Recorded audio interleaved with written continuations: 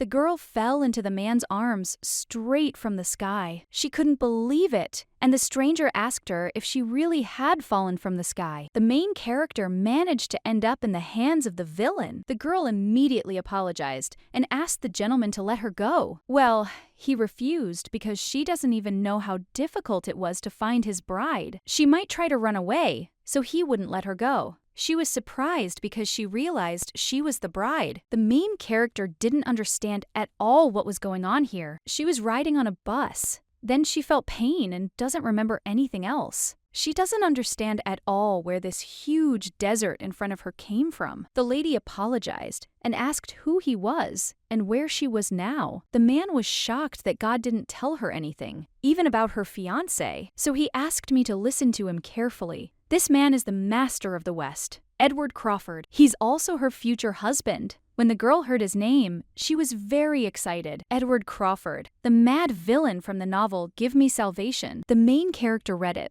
and it had many names. The Mad Western Dragon, the Mad Killer, the Lord of the Desert, and so on. Well, at first it was just that he would kill anyone who irritated him. This man was obsessed with white hair, so he kidnapped everyone, men and women, he could find to torture them to death. Usually, only older people and the main character, Lillian, had white hair. A side effect of the illnesses, which resulted in hair lightening, was also kidnapped by Edward. He tormented her, and she fell in love almost immediately, and it all ended with her death in the arms of the prince, the main character. She couldn't understand how anyone could fall in love with a man they were torturing. Perhaps he enjoyed men and the protagonist's suffering, or perhaps he wanted to drink her blood. How she ended up in the hands of this madman was the biggest mystery of all. Suddenly, a man approached him and addressed the gentleman. He asked what to do with the others.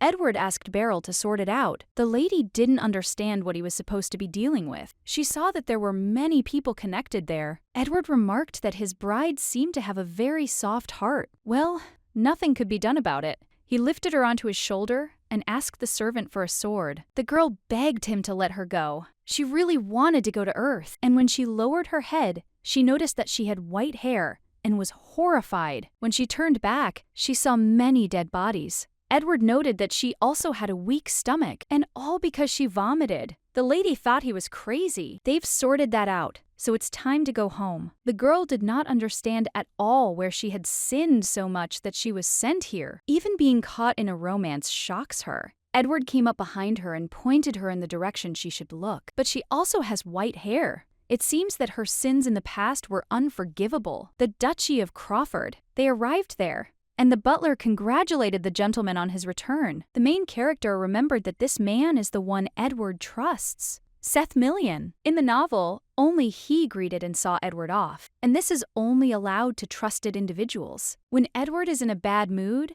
he might kill someone, so they agreed on this in advance. The butler asked the gentleman who this lady was, and he said with a smile that she was the bride. Edward told him that his bride had a very soft heart and a weak stomach, so he asked Seth to be more gentle with her. The lady apologized to the gentleman. She begged him to let her go, but the Duke said she couldn't even imagine how hard it had been to find her, so it was impossible. Edward can't lose her. The girl promised she wouldn't run away, but he said she was shaking all over. The main character said that this was not true, so the gentleman decided to check and touched her nose. Edward said that he was so scary to me, but she was scared of him. It was just very sudden. The Duke said that she shouldn't call him sir because he was her fiancé, and therefore she should call him Ed. After which, the gentleman decided to ask what his bride's name was. The girl did not understand at all what she was doing because there was no one nearby who could tell her anything about this body. She also has no memories. The girl has no idea who she is. And also, I wouldn't like to say my real name. Edward couldn't understand why she wasn't answering. It was written all over his face. The girl tried to say her name, but still said that she didn't know it. The girl doesn't know who she is and why she fell into Ed's arms. The man was surprised that she said she didn't know, so he remarked that God had sent him a test. Precious eyes and white hair. This woman is definitely his bride, but for some reason, she doesn't even remember her name. In fact, it will be even more fun this way, because he will be able to fill her thoughts with nothing but himself. The lady wanted God to save her, Edward asked her if he was telling the truth, because her memory might gradually return. She really wanted something done about this psycho. After that, the man suggested she come up with a name. The main character learned that she had no choice, so she did not object in any way. He decided to name her Angelina, and then she asked what her name was. This girl is a gift from God and his angel. She was very confused. He asked Angelina what she thought of the name. Of course, she liked it, but life was more important, so she said yes. Now she's Angelina Crawford. The name really suits her. Once something falls into Edward's clutches, he'll never let it go. The only way to escape his clutches is to become a corpse, no longer useful. Endless torture, unbearable pain and suffering. All that remains is to pray for a quick death. So the main character assumed the same thing would happen to her. Edward couldn't understand what his fiancée was thinking so intensely about. She said that it was nothing, and if you think about it, then in the novel, he never named the kidnapped blonde girls as brides. But somehow, she was the exception. So she turned to the guy and said she had a question. Edward doesn't like questions, but she's allowed one. Angelina couldn't understand why he considered her his fiancée. The Duke said it was because he had received an oracle. His life will be very short, unless he marries a girl who falls from the sky. In the Assyrian Empire, the nobles and ruling family receive a prophecy from the Holy Church, but the novel only spoke about the prince's oracle. Naturally, the story of Edward's oracle, or how he searches for his bride, was not mentioned. Edward puzzled over it for a long time when he received it. It looked like he was trying to play a joke on him. It was as if he told him to die quickly, so all the priestesses who gave this oracle were killed because the gentleman decided to joke back. Angelina was very scared, but then she fell from the sky, just as they said. Now the girl realized that she was the bride from the prophecy and was Edward's betrothed. As if that weren't enough, she also turned out to be the jewels he had been looking for so long. Angelina asked him to stop, and asked again if she really was a jeweler. Only she can have such light hair and eyes that look like precious stones and shimmer in the light. It was so beautiful. The girl couldn't believe it was actually a jewel. The novel didn't spend much time describing them, so she decided to pretend she didn't know and asked what it meant. Edward said they were a special type of fairy race, a race that inherited the blood of true fairies and lived in the desert of the Crawford Duchy. There was an oracle that called them the bringers of destruction to the empire, so the emperor began a policy of extermination. I had no idea their deaths brought a curse. The prequel mentioned that this was the reason monsters began to appear. If the genocide was approved by the emperor himself, then she would be killed immediately when discovered. His secret army of crows. Angelina was immediately recognized, so she wonders if they're still hunting down people like her. Edward had no idea what had surprised his soft-hearted bride so much. The girl said that if she is one of the few, people will want to catch or kill her. Edward, yes. There is no one who would dare touch what belongs to him. Angelina realized that she had made a mistake and said that she was talking about that. Edward told her not to worry, but just stay by his side. These words frightened her even more, but she still agreed. The guy noted that his bride had so many fears, and he would not be able to let her go in such a situation. With this, the gentleman asked the butler to bring the dagger and the engagement certificate. Angelina was very surprised when she heard about the certificate. Edward remarked that, frankly, he would have preferred marriage vows. Well, he won't rush things so as not to shock her even more. Angelina understands almost nothing and has no idea why she fell from the sky and lost all her memories. So she is scared, and they only met today. Edward apologized because he was so happy that he didn't think about her situation at all. It seems to have worked. The Duke pointed out that he should have said something earlier, so there's no need to worry. Edward will be by her side every second. That's the whole problem. It feels like he'll never let her go. Seth asked the gentleman if he was really going to do this. His fiancée was very worried. That's why he feels he needs to prove he won't leave her. That's not what Angelina had in mind at all. After which, the gentleman said the butler could go. He then suggested she get down to business. Edward said that she shouldn't worry because it was just for him. He also said that she could close her eyes if she couldn't stand it. He could have said it earlier. It hurt her even to look. Now she can open her eyes and her mouth. The girl didn't want this and really wanted someone to save her.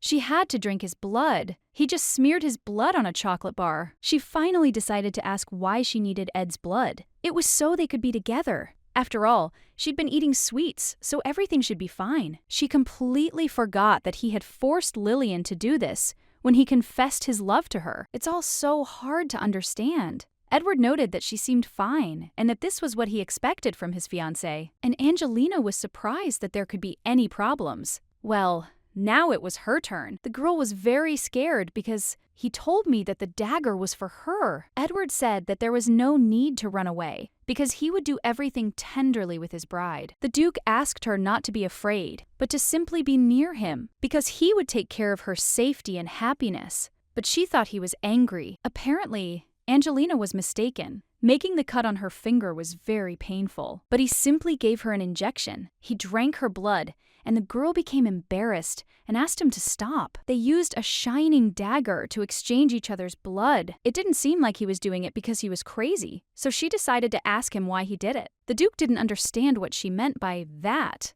A blood contract is concluded by exchanging blood. Angelina was very scared, and even the name frightened her. But still, she decided to ask why this contract was needed. There's a magic spell on the dagger, and their bodies will become one. Not even the body, but the soul, and he will be able to understand where she is and can feel if she is in danger. Although he killed everyone who knew about the oracle, it was better to be on the safe side. Angelina realized she was finished. Edward felt he had to protect his fiancée. She was falling deeper and deeper into his clutches, and now he asked her to sign a contract. The girl had no idea what to do. It might be possible to just run away and say she can't, but she'll be caught quickly. She doesn't even know the local language, so she's not quite sure how to sign it. She decided to read it. Angelina is not sure whether this is a curse or a blessing, but she signed, and the Duke noted that now everyone would know that she was his fiancée. Now, it's time to sort out the rest. He showed her the room where she would live. It was immediately clear that he planned to follow her, because it was the next room. The Duke didn't think their meeting would be so sudden,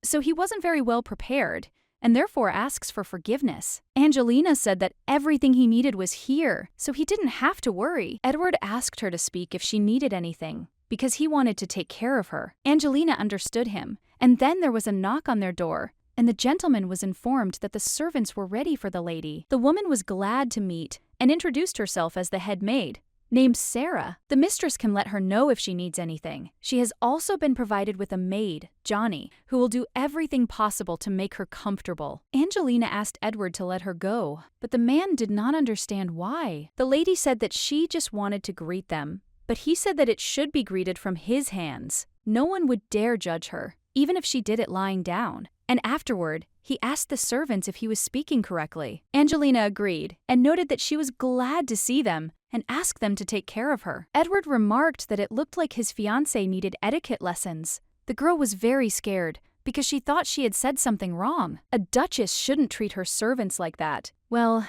Angelina didn't think she was a duchess yet. Well, she's his fiancée, and they're engaged but not married. Edward was surprised that she was so upset that they didn't get married right away. He continued to discuss everything with her, because everything could be easily changed. But Angelina told him that wasn't the issue. She wasn't even a noblewoman. Edward asked if anyone dared to belittle his bride. The maids bowed their heads. Angelina said that nothing of the sort happened. He was always next to her, and nothing of the sort happened. In that case, she shouldn't bother herself with such thoughts. And remember that she is now the bride of the Master of the West himself, Edward Crawford, and she must never forget that. Angelina thought that the only thing that didn't scare her was his smiling face, but now it's somehow empty. So she agreed and lay in her room, very frightened. Even though he said that they would be together all the time, it is not true. He left and said he would invite her to dinner, and she felt a terrible sense of relief. The maid asked the lady if she needed a bath. She immediately jumped up and said yes. Jenny asked the lady to wait a minute, and she was very grateful,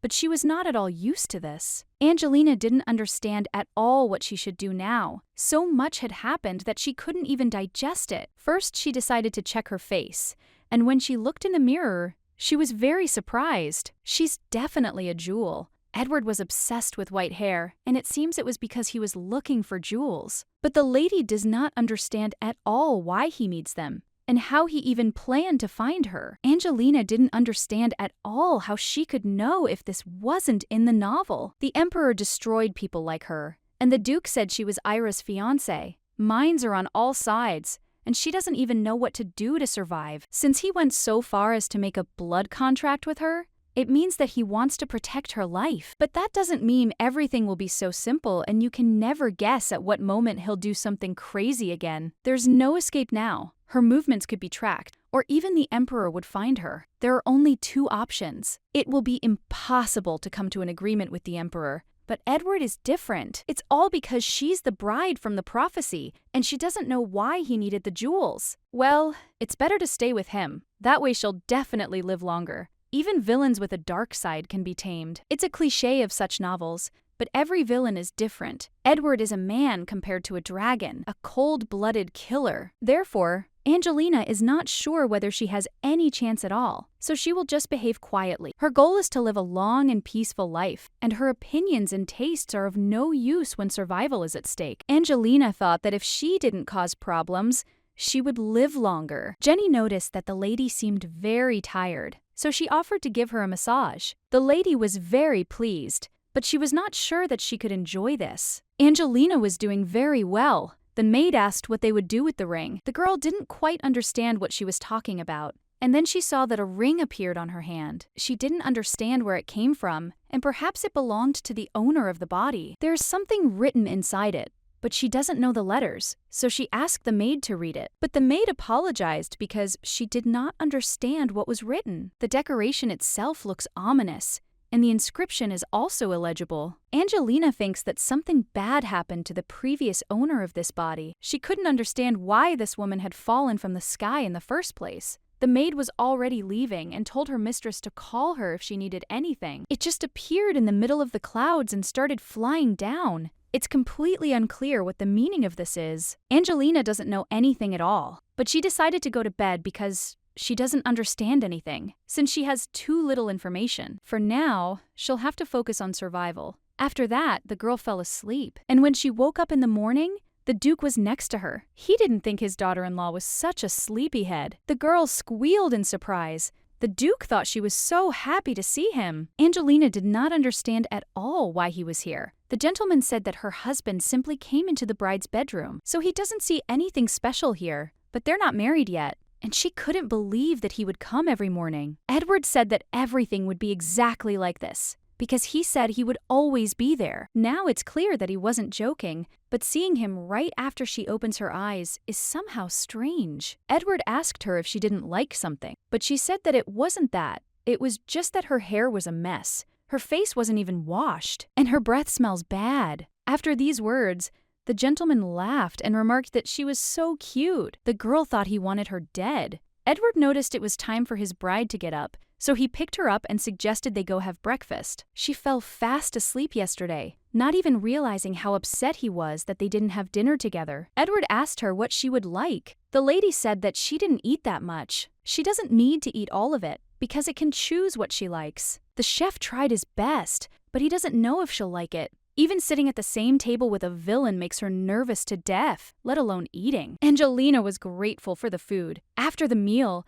the gentleman was very surprised that she had eaten so little. The lady remarked that it was probably because she had just woken up. He had been staring at her the whole time. Therefore, she does not understand at all how one can eat calmly in such a situation. The gentleman called the butler and asked him to tell the cook that she liked the seafood, mushroom soup, sweets, and sour sauces. Now she realized that he hadn't eaten because he was looking at her plate. This is simply amazing. Seth asked the gentleman if he was finished yet, and he confirmed it. Angelina turned to him and noted that he hadn't eaten at all. This reaction surprised the master and the butler. Because of this, Angelina began to think she had said something wrong. The gentleman smiled at her concern for him. It's so interesting. Angelina said she just didn't want to be the only one who ate. More money needs to be donated to the temple. They've sent her a bride with such a beautiful heart. It's time for her to change. Edward told her not to worry, as he usually had light breakfasts. The maid said she would show the lady to the dressing room. He said he wanted to eat with her, but in the end he didn't even take a bite.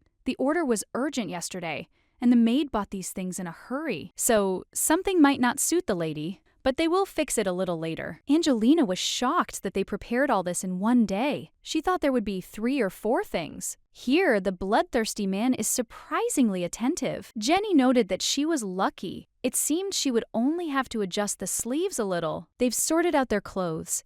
Now they need to tidy up their hair and do their makeup. Angelina sat and thought about what the future held for her. She died, and then was reborn in a novel, and it was hard to believe. But she has no time to be sad or deny what is happening, because she has fallen into the hands of a crazy killer. It feels like there's a knife at my throat. First, you need to increase your chances of survival. And to do that, you need to reduce dangerous situations. The Imperial family can't be allowed to kill Edward, but the problem is, in the novel, it was the Crown Prince who killed him. Despite his exceptional body and amazing strength, the reason Edward ultimately died was because of the Sword of Saphiro, a blade made from dragon scales. It can cut anything in this world, and is also filled with divine power, which allows it to neutralize an opponent at the will of its owner. Angelina understood that she needed to find this sword before the Crown Prince did, and if she failed, then not only Edward would die, but she too. These clothes cannot compare with the beauty of his bride. And also, the gentleman noted that it was necessary to buy a new one, although it still would not be worthy of Angelina. The lady was surprised and said she had enough clothes. Edward understood that she was selfless, but it would be better to simply give in because he wanted to give her a gift. He sat her down on the sofa, and she noticed a box in front of her. Angelina didn't quite understand what it was. The gentleman asked if it reminded her of anything. Now she knows who she is. Jewels inherited the blood of fairies, and their power lies in the gems. That's why she has the ability to use them. Angelina was surprised and asked again, because she didn't understand anything about it. A talent for releasing hidden power. After which, Angelina inquired about what power was stored within them, and the girl couldn't believe that she could shoot fire. Edward doesn't know all the details. Well, most people healed with their help. Angelina was upset and didn't understand what she had hoped for. After which, the lady decided to find out how she could do this. The Duke believed she should know about it. Angelina didn't understand at all why he pretended to understand if he couldn't explain it to her. Edward said she had very cute, pouty lips and a displeased look. She must think for herself, and this will be her homework. The gentleman promised to grant her wish once she learned how. The girl was overjoyed to hear that he would grant her any wish,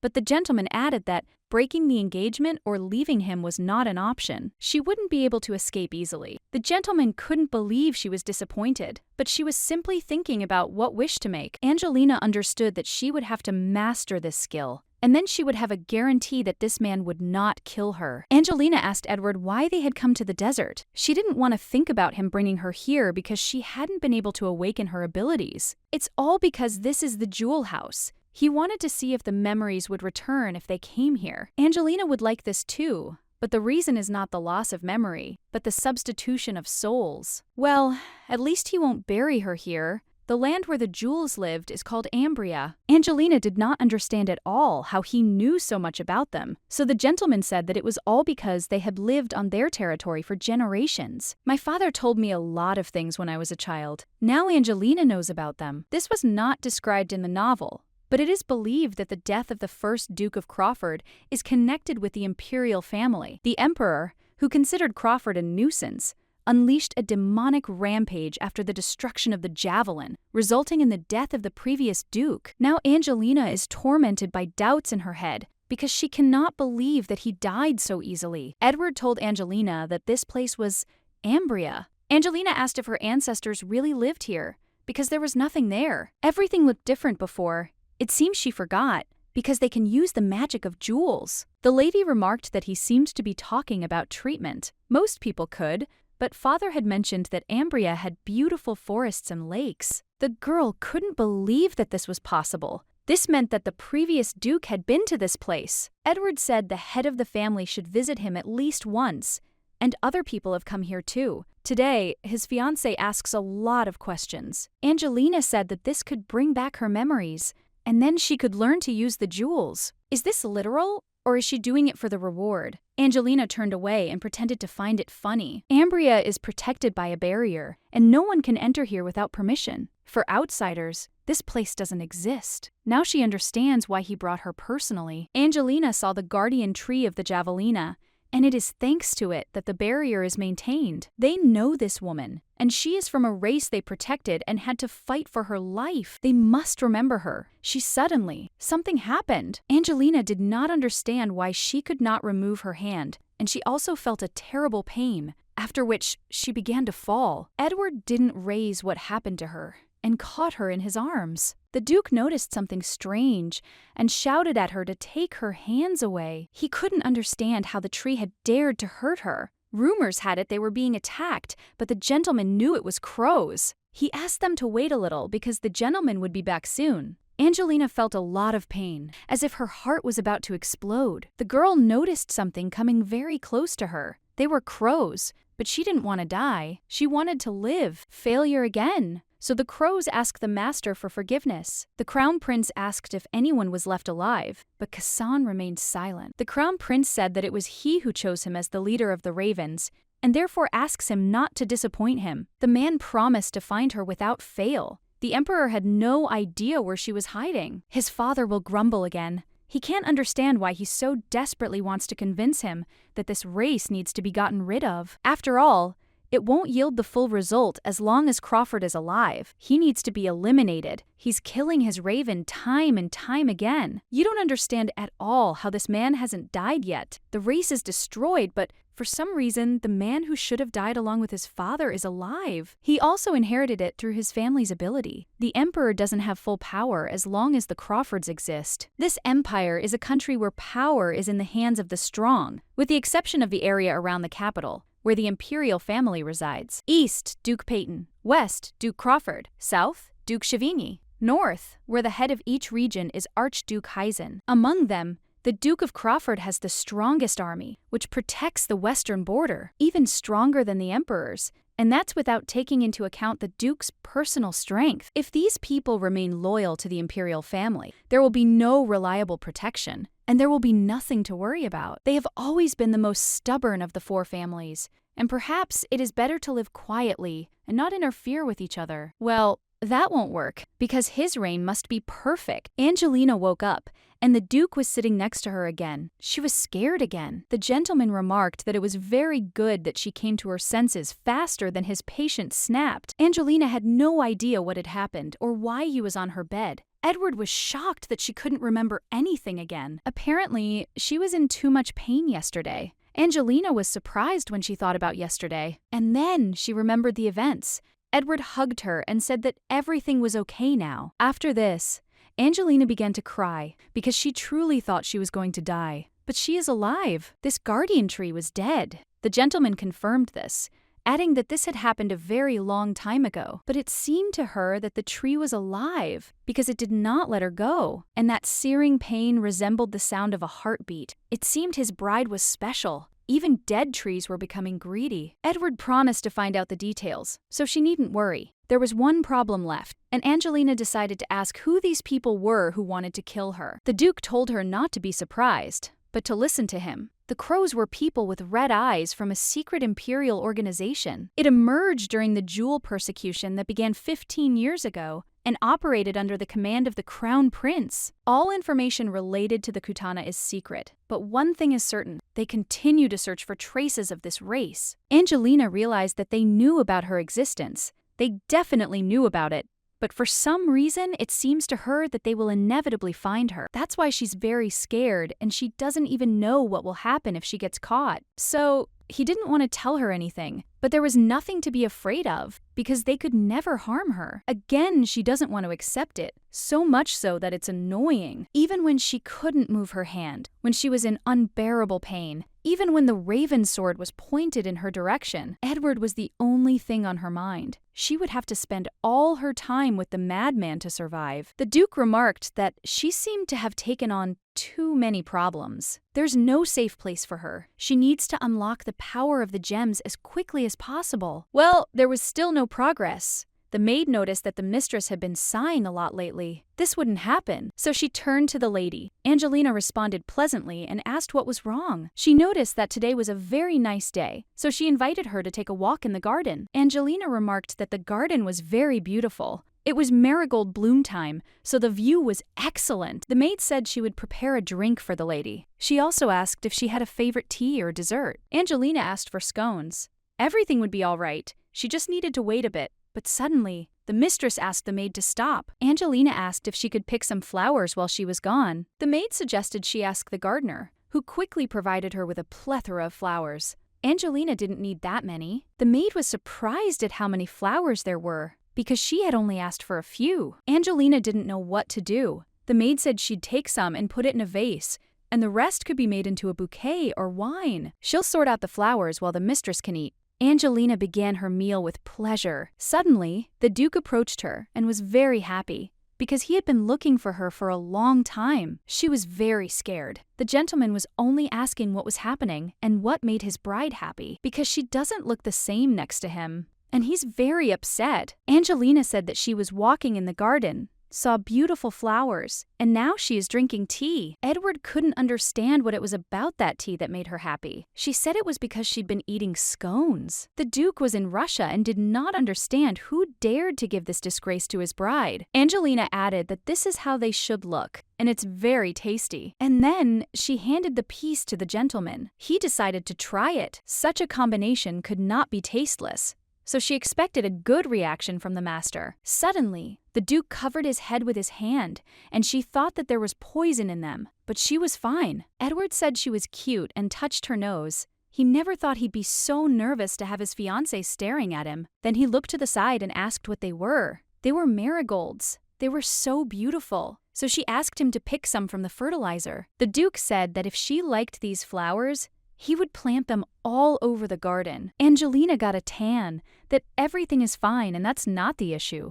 She likes other flowers too. It seemed to be getting a bit uncomfortable. So Angelina asked him if he wanted a flower crown. He was surprised and asked again. The girl remarked that it seemed like it would look good on him. If that's the case, then he asks her to do it. But what if he doesn't like it? She suggested it to change the subject. Her wreath doesn't look very good. Here she broke the flower. It needed to be even more beautiful.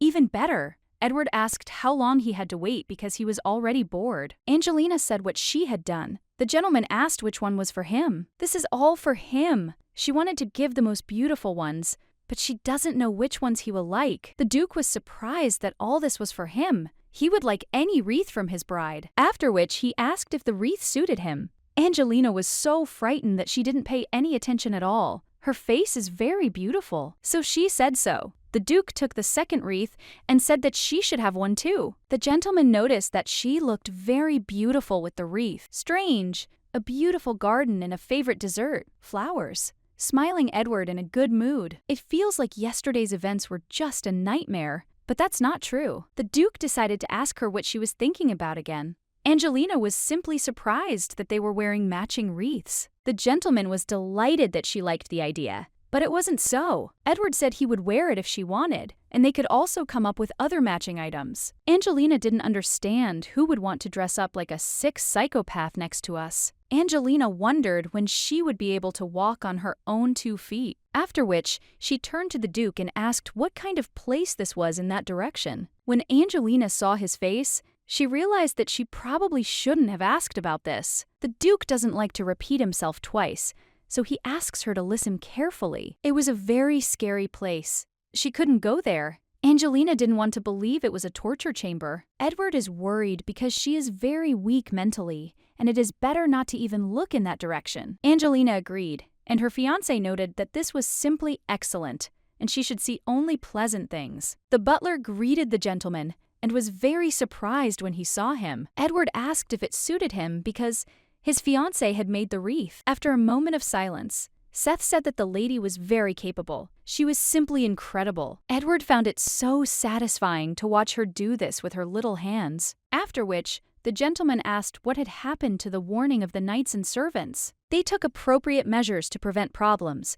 so the gentleman has nothing to worry about. Edward asked them to increase surveillance inside, just in case, and punishes them who decide to talk too much. Is it true that the mistress doesn't remember anything? It looks like a zoo, so they need to know what to do. Edward himself is interested to know where and how she lived all these years. She was probably just 18, which would put her around 3 years old during the jewel hunt, but father said there were no survivors. It is possible that someone took and hid the child, and it is also unclear how she could lose her memory and fall from the sky. Seth suggested trying to find out through the sharks. He doesn't know if he'll be able to find them. Well, they haven't shown their noses for the last 15 years because of the crows.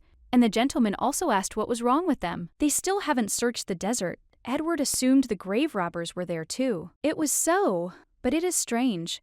And also, they really irritate the gentleman. It's simply amazing that the Duke doesn't understand why the crows are combing the desert. The butler believed it was because they wanted to find surviving fairies. Ambria had already been destroyed by the imperial family. Even if anyone had survived, they wouldn't have returned there. But the servant believed that this was because there was a guardian tree there. The Duke had no idea what power a dead tree could have if it didn't even recognize people of its own race. The involvement of grave robbers is also surprising, given the behavior of the imperial family. Huey is still investigating the case, although he's not sure he has time to do so right now. The Duke had no idea what this Asarian was planning, the son of Emperor Asarian, His Highness the Crown Prince. He greeted the Duke of Chavigny. The Duke had heard that His Highness was very popular, and to some extent, he understands the lady's feelings. Mr. Gavrilov, this is all rumor and exaggeration. Well, it seems to him that on the contrary, the prince was embarrassed by these words and said that this was not necessary. The Duke decided to ask how long he planned to steal the hearts of all the ladies around him. He needs to find a mate, and that's the fate of the heir. The Duke asked if he was sure of that. That's true. But it's a choice for the rest of your life, so it needs to be careful. The butler met his Duke and asked him how the meeting with the Crown Prince went. Not quite according to plan, but not bad either.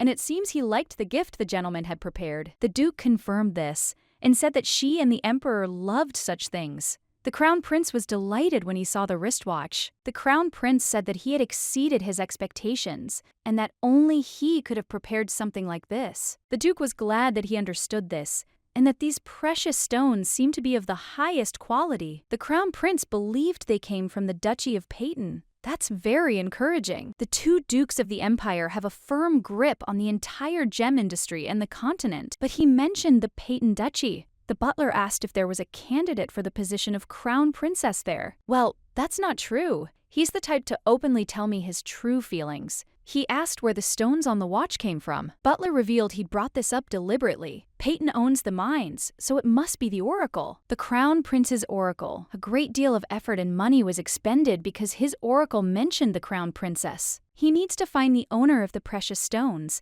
win her heart, and be saved. And he was so happy when he learned of the prophecy. The Chavigny have always been considered the masters of precious stones. Even stones dug from the earth are considered precious. Without craftsmanship and design, their true value cannot be revealed. Their Lillian simply had to become crown princess. So he ordered his butler to put his plan into action. Then his daughter knocked on his door and asked if she could come in for a moment. His precious Lillian arrived. It seems that His Highness will soon choose a crown princess for himself. Liliana was in complete shock and asked if it was true. Her father confirmed it. The girl was very happy because she decided that then she would become his bride. The Duke said that this was certainly true, because the owner of the precious stones was Lillian and no one else. Lillian said that he was the best and that she loved him very much. No matter what happens, he will definitely make her the crown princess. Edward asked the butler to formally announce the engagement. Seth asked the gentleman if he thought it was a good idea, as it would definitely increase the crow's surveillance. The gentleman thought that it would be more interesting this way, because he was happy at the very thought that he would soon deal with them. In this case,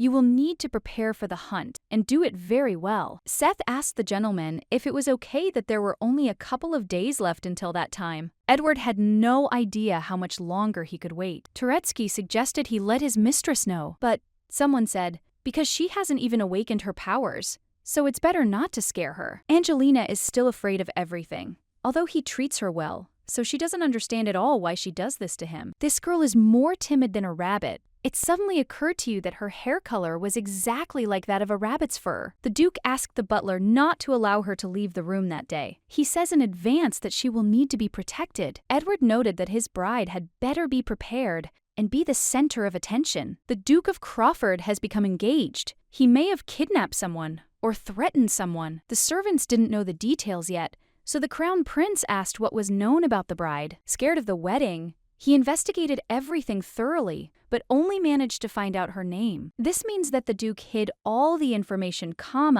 in the form of days no traces were found. The Crown Prince had never heard such a name before. The butler reported that he had checked the lists of nobles and found no such name.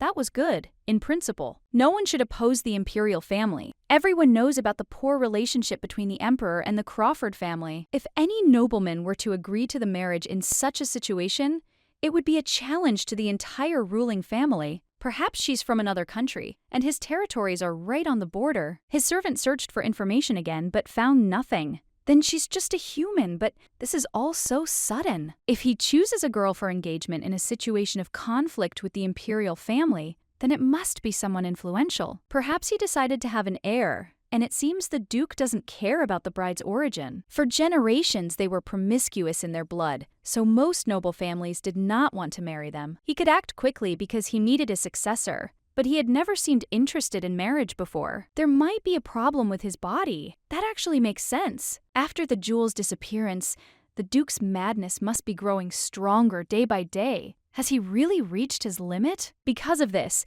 he urgently needed a successor. It feels like they missed something. My father said that the Crawford curse was passed down from generation to generation. In this case, the heir will also receive it, which means he will also be like that. Dylan was ordered by the master to continue investigating this case and to immediately report if information becomes available. Afterwards, the prince asked what about the Duke of Chavigny. It seemed he had set to work since that day. The heir appreciated his quick action. He asked that he invite Miss Chavigny here soon, and also that he should not forget to tell the Paytons the news. After which, the gentleman called Kassan. It seemed something was wrong with Crawford. Therefore, he must find out about the physical condition of the Duke and his bride. They mustn't miss a thing. Crawford is a true beast, an excellent hunter. If you make even the slightest mistake, he will immediately bite your throat. But not this time, because the winner will only be the Crown Prince. Angelina woke up, and you were the Duke again for her,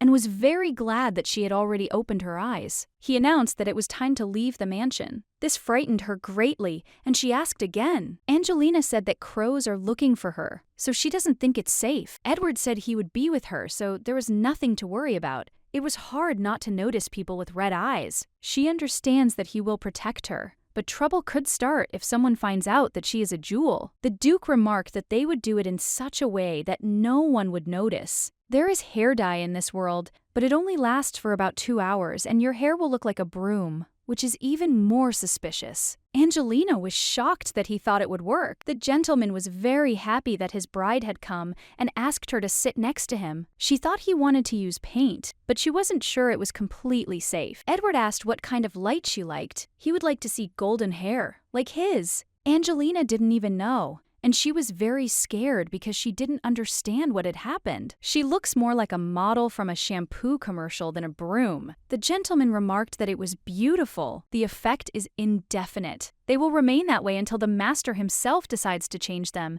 so she mustn't tell anyone this family secret. Angelina was very surprised by the fact that the Crawford family knows how to use magic. She heard about it for the first time. There is no magic tower in this world. The number of magicians is very small, and they act alone, so you definitely won't find such a drug on the market. Edward also added that he had an artifact, a family treasure, and it could not be used without the permission of the head of the family. It looked like contact lenses. She thought there were gems inside. The Duke assured her it wouldn't hurt, so there was nothing to be afraid of. Then he asked how she was. The girl was surprised that everything was already over, and he brought a mirror and asked her to look. The eye color had indeed changed. The girl wondered if she could use them to escape. The Duke told her she couldn't help but use it herself. Hair color, eye color, he could reverse the effect at any time. Therefore, she shouldn't even think about any stupid things. With that, they were finished, so they could go. Angelina agreed with him, and then the lady asked where they were going. Edward said to a place she would like. Angelina was shocked when she saw it.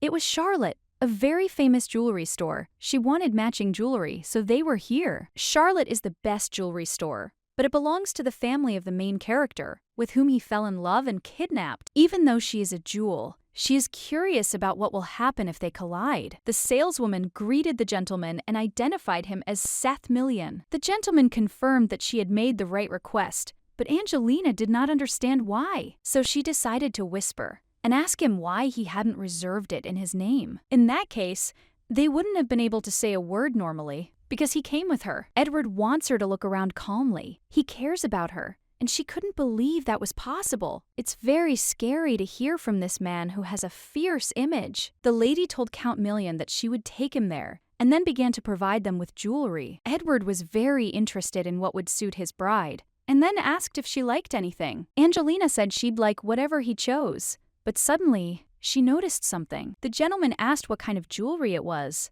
There was an orange, fiery diamond in there. Among colored diamonds, it's one of the rarest. It received the highest rating, fancy vivid. It resembles flowers, so the lady can't take her eyes off it. Marigolds are believed to bring happiness, and I wonder if she can become happy. The Duke decided to try this jewelry on her, and noticed that it suited her very well, so they'll take them. Edward really scared Angelina, and then asked how she liked them. He was very curious to know if she liked his gift, so the lady said that of course she did. Edward was very happy and said he would buy her everything she needed. Afterwards, he invited her to go for a walk. Angelina begged Edward to let her go, because he always carried her in his arms. Well, the gentleman didn't understand why he should do this, because she was completely safe. Angelina has left the mansion for the first time, so she wants to explore her property herself. She's actually a bit awkward. Edward only let her go because she convinced him about the ownership. He feels uneasy when she moves away, so she has to walk holding his hand. This is the central square. She's so beautiful. And then Angelina noticed you and asked the Duke what it was. Edward said it was a fairy, and that it was built by the first head of the family. Angelina was in complete shock, because she knew that jewels were treated badly, so she did not understand at all how they could build a statue of a fairy. Angelina asked him if the emperor would allow her to keep her,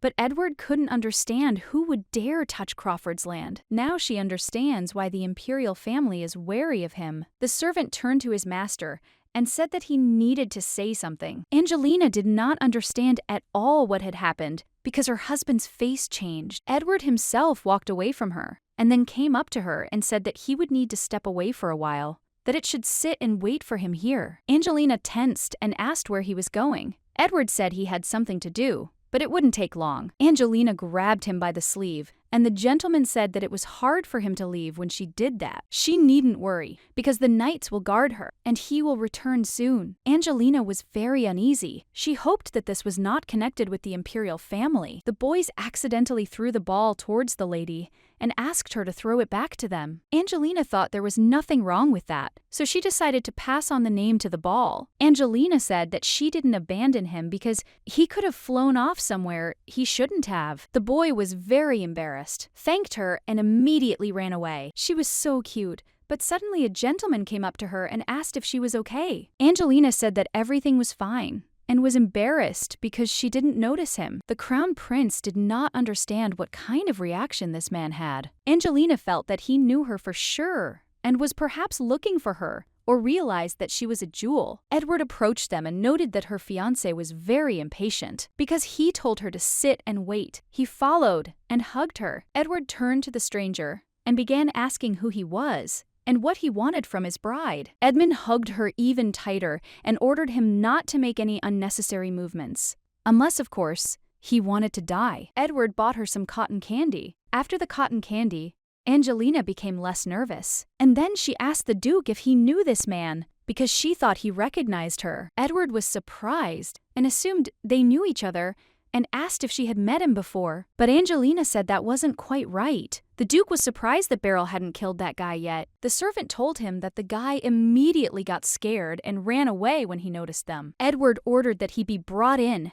taken alive, and not killed. Angelina was very scared by all of this, and Edward said that he would find him soon, so there was no need to worry. She's very scared. The prince was surprised that the Duke personally came out with his bride. It was unexpected. In his place, he would have hidden it well. It seems he deliberately wanted to show it off. A bride with golden hair. He asked the ravens if he'd checked the color of her eyes. Now the master understood that she was not a jewel, but it was unclear why he had taken her with him. He did not understand his purpose. There were no remarkable features, nothing special about it, so he really is feeling ill and wants to have an heir. The Crawfords were always born with golden hair, and he brought the bride with the same. The gentleman also asked about the Duke's condition. Raven said it was normal, so they had to continue tracking him. He also asked about the bride. The gentleman told him that there was no need to follow her, although doubts had not yet been dispelled. It seems that it would probably be better for the prince to meet her in person. It will be quiet for a while,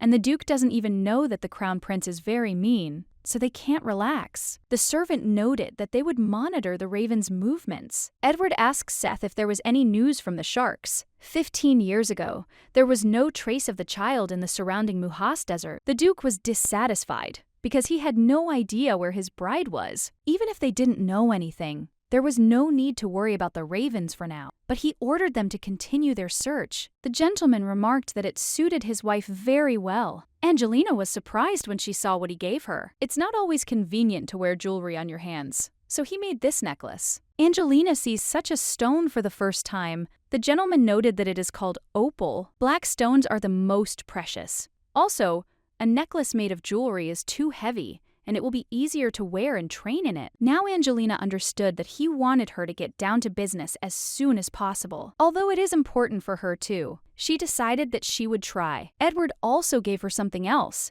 This box contains the rings they will wear. Angelina was surprised they were made so quickly. One specifically asked them to speed up. Angelina knew it was probably a threat, not a request. Edward invited her to see what came out of it. It was obvious they had worked very hard on them. The Duke asked her if she liked finding the rings. It was immediately clear they were a pair. Angelina said she liked them. Her tongue is her enemy, so she needs to keep it under control more often. The gentleman turned to her and said that it was a little late, but he congratulated her on her engagement. Now everyone will know she's his fiancée. For some reason, this ring feels very heavy on my hand. Edward asked Angelina to put the ring on him. She knew she could make a difference now that she was here. Even if she turned back time, she wouldn't be able to leave Edward. Therefore, she will no longer avoid him. The time has come to act to save him. Edward was asking if the ring suited him or was sweeping it so it was immediately obvious that he was engaged. Angelina must save herself, not only from Edward, but also from the imperial family. So she said that now everyone will definitely know about it. She noticed that the gentleman's face had changed, and she was shocked that now was not the right time to smile. She had never seen him so sullen before, and suddenly he hugged her tightly. Edward had no idea what to do when she smiled so beautifully. He thought his heart would stop, and for the first time he felt such excitement. "I'm just excited. It's incredibly pleasant." Angelina didn't understand why this was happening, or what had happened to him. "He won't be here tomorrow." Angelina was surprised and asked if he was going somewhere. The gentleman said the imperial family had attracted too much attention and grave robbers had appeared. There was nothing he could do about the crows for now, so at least he could have some fun. Angelina wondered if grave robbers might also be looking for jewels. The Duke added that she must not leave her room tomorrow night. Angelina decided to ask why. Edward said it was because monsters appeared on the night of the blood moon. Indeed, a blood moon that summons demons. At some point, strange rumors began circulating around the world. It was as if monsters were appearing because of the javelin. In the following years, mistrust of them spread throughout the empire, and the hatred grew ever stronger. Angelina did not understand at all why he needed to leave on that particular night. One way or another, they wouldn't see each other today. She felt so empty,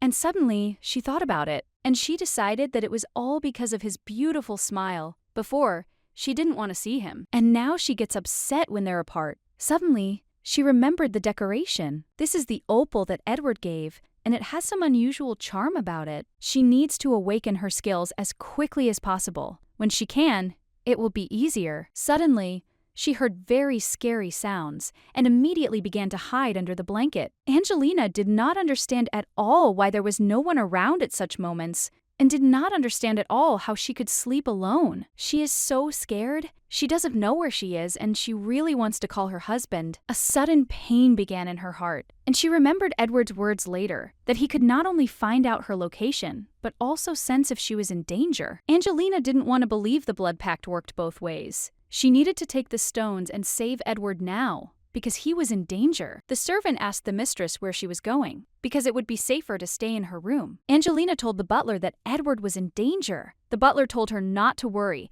because the master was just checking the mansion's defenses. Well, The lady screamed that something had definitely happened to Edward, and again clutched her heart. Angelina said that she feels it, because he knows that she made a blood pact with Edward. Seth asked if she could pinpoint where he was. It seemed she could, so the butler asked her to point the way, and he would follow her. She was led to the place where Edward told her not to go. The servant did not understand at all where the mistress came from here. Angelina informed him that she had to meet Edward, so she asked him to let her through. The knight said he couldn't do it, but the butler said it was okay and asked for a pass. He was surprised to see the butler, and then she asked what had happened. Seth said he would explain everything along the way. So the knight agreed to lead them, and they followed him. There might be a hidden magic tower here, because the wall there disappeared just minutes ago. An ordinary building couldn't be like this. Angelina shuddered, because some monster might be trapped here. The sound is getting louder, and Angelina doesn't understand at all what Edward is doing here. The butler turned to the lady and announced that they had arrived, after which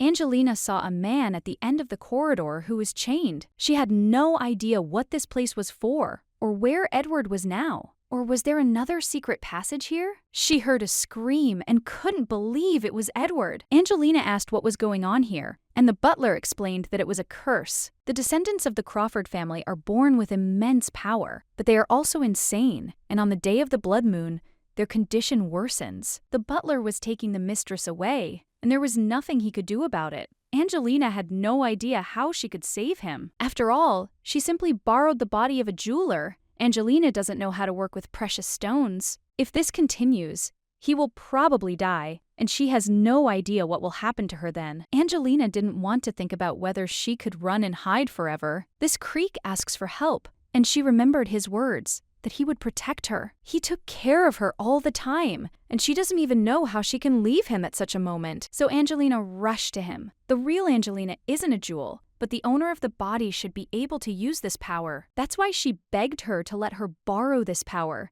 because she had to help him. The stones began to sparkle, and she felt a familiar feeling, like touching a guardian tree. Well, it's something different, because the feeling is pleasant, something instinctive, as if Edward needed her. The knight's butler was terrified and shouted at his mistress to be careful. When she turned to him, Edward immediately came to his senses and stopped growling. Angelina asked him if he remembered the day when the wind poured out. "And I was born from the flowers of these tears. And even if time stops or turns back, they will be together forever." Edward called her name. She was always scared and wanted to run away, but now everything would be okay. Seeing this frightened face, Angelina realized that she couldn't. After this, Angelina fell into the Duke's arms. He noticed there was blood on her feet. Angelina was weak and couldn't bear the pain. The butler ran up to the master and began asking if he was okay. Edward is as fine as ever. Despite the red moon, members of the Crawford family have felt it since birth, the way their veins pulsate and their blood boils. Even with a jewel opal,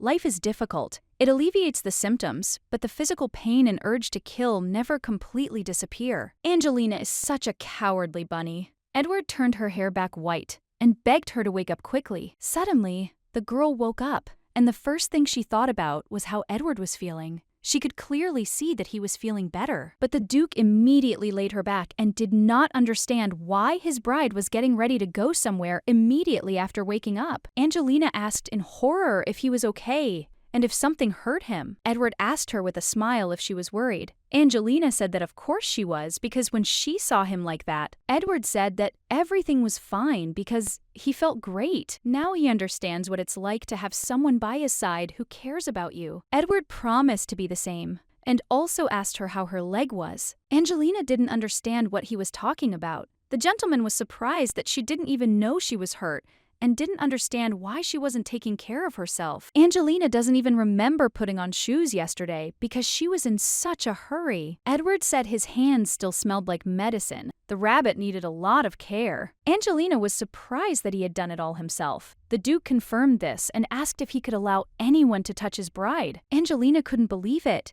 They say that people change on the threshold of death. Perhaps he died and was reborn. Edward asked her if anything hurt, since yesterday she lost consciousness again. Angelina was perfectly fine. The Duke picked her up, and Angelina noticed that her hair was white again. Edward said that he changed the color because it looked prettier. If you cancel the effect, she will be like a jewel and will not be able to escape. Angelina believed that she could not do such a thing because he was in danger. It's simply unbelievable. Edward doesn't understand how he can let her go after such wonderful words and actions. Well, he wasn't going to do it anyway. After this, the Duke asked if the secret should be told. If he dies, then the color of her hair will return to its original color, and her eyes. This also applies. Angelina knew she would be doomed if she didn't help him. Well, the Duke didn't want her to see him like this anyway. Angelina asked him if he could tell her why he was like that yesterday, and why he was in so much pain. It's all about the Crawford family curse. Originally, there were different races in the world, but to protect the weakest, God separated humans from the others and forbade them from interacting. But one of the dragons disobeyed the order and entered the human world. He fell in love with a human woman. The angry god cursed their children and all descendants in whom the dragon's blood flows to eternal madness and a short life. The dragon could not watch his children suffer, so he offered his life to the god. He earnestly prayed that at least their descendants would be well. After much deliberation, the god decided that a race was needed that would not lift the curse, but would alleviate the madness. So he sent the dragon's descendants a javelin. That's how this symbiosis came about. The jewels assist the Crawfords and receive their protection in return. Each head of the family must visit Ambria at least once, because he needed to repeat the oath and receive the opal. His father had given it to him. Angelina couldn't understand why it was so damaged. Edward was distraught when he saw his father die, and was lucky that even in that state he did not lose his effect. The Duke thought he could hold out a little longer. That's strange. In the book, Edward was fine until the Crown Prince killed him. She wonders what changed if the opal was helping him all this time. The girl didn't want to believe she was to blame. There was no such character in the novel. The Javelins are the race that will bring the Red Moon and destroy the continent. The Oracle may be correct, and she's bringing Edward closer to death. The Duke was very grateful to her, because without her, he would certainly have died. And also, the gentleman did not understand why she looked so surprised. He scared her. She would never have thought that Edward Crawford himself would thank her. Apparently, he was in too much pain to even go that far. She decided to stay with him to help, so she told him he wouldn't suffer anymore. And all because he has her. After these words, the Duke hugged her. He scared her again, so she's curious about what it is this time. However, he thinks she's forgotten something. Edward talks about stones. She learned how to use them. Angelina remembered them. The Duke said that since she remembered, you should tell everything. And what she wanted from him, too. The Duke told her to tell him what she wanted from him. She remembered her wish. So Angelina said she wanted a guarantee that she wouldn't die. Edward was surprised, because he was already constantly busy protecting her. Angelina said it wasn't about the ravens. She's talking about him. The Duke was very surprised and didn't understand what was wrong with him. Angelina is very afraid that she will die at his hand, since his hobby is killing people. But if she says so, he will definitely kill her. He once said that he wanted to treat her the way he would treat his fiancée, and made a scary face. The Duke laughed at her attempt to show intimidation, because Angelina is more like a rabbit who wants to be friends with him. In any case, he could be in danger if she did something wrong. The Duke noted that this was true. That's why Angelina asks him to guarantee her safety. Now they are bound by a common destiny, so the Duke had better make a promise if he wants to live a long and happy life. One thought about her words and said that he liked that they were connected by fate. Angelina was delighted, because then he would fulfill her wish. Edward promised her. Well, Angelina believed that a contract should be concluded, and the gentleman was surprised that she, who was so strong, did not trust him. She didn't even know how she could trust a man who would swing a sword at her for every mistake. Edward decided to ask her if he had ever broken a promise.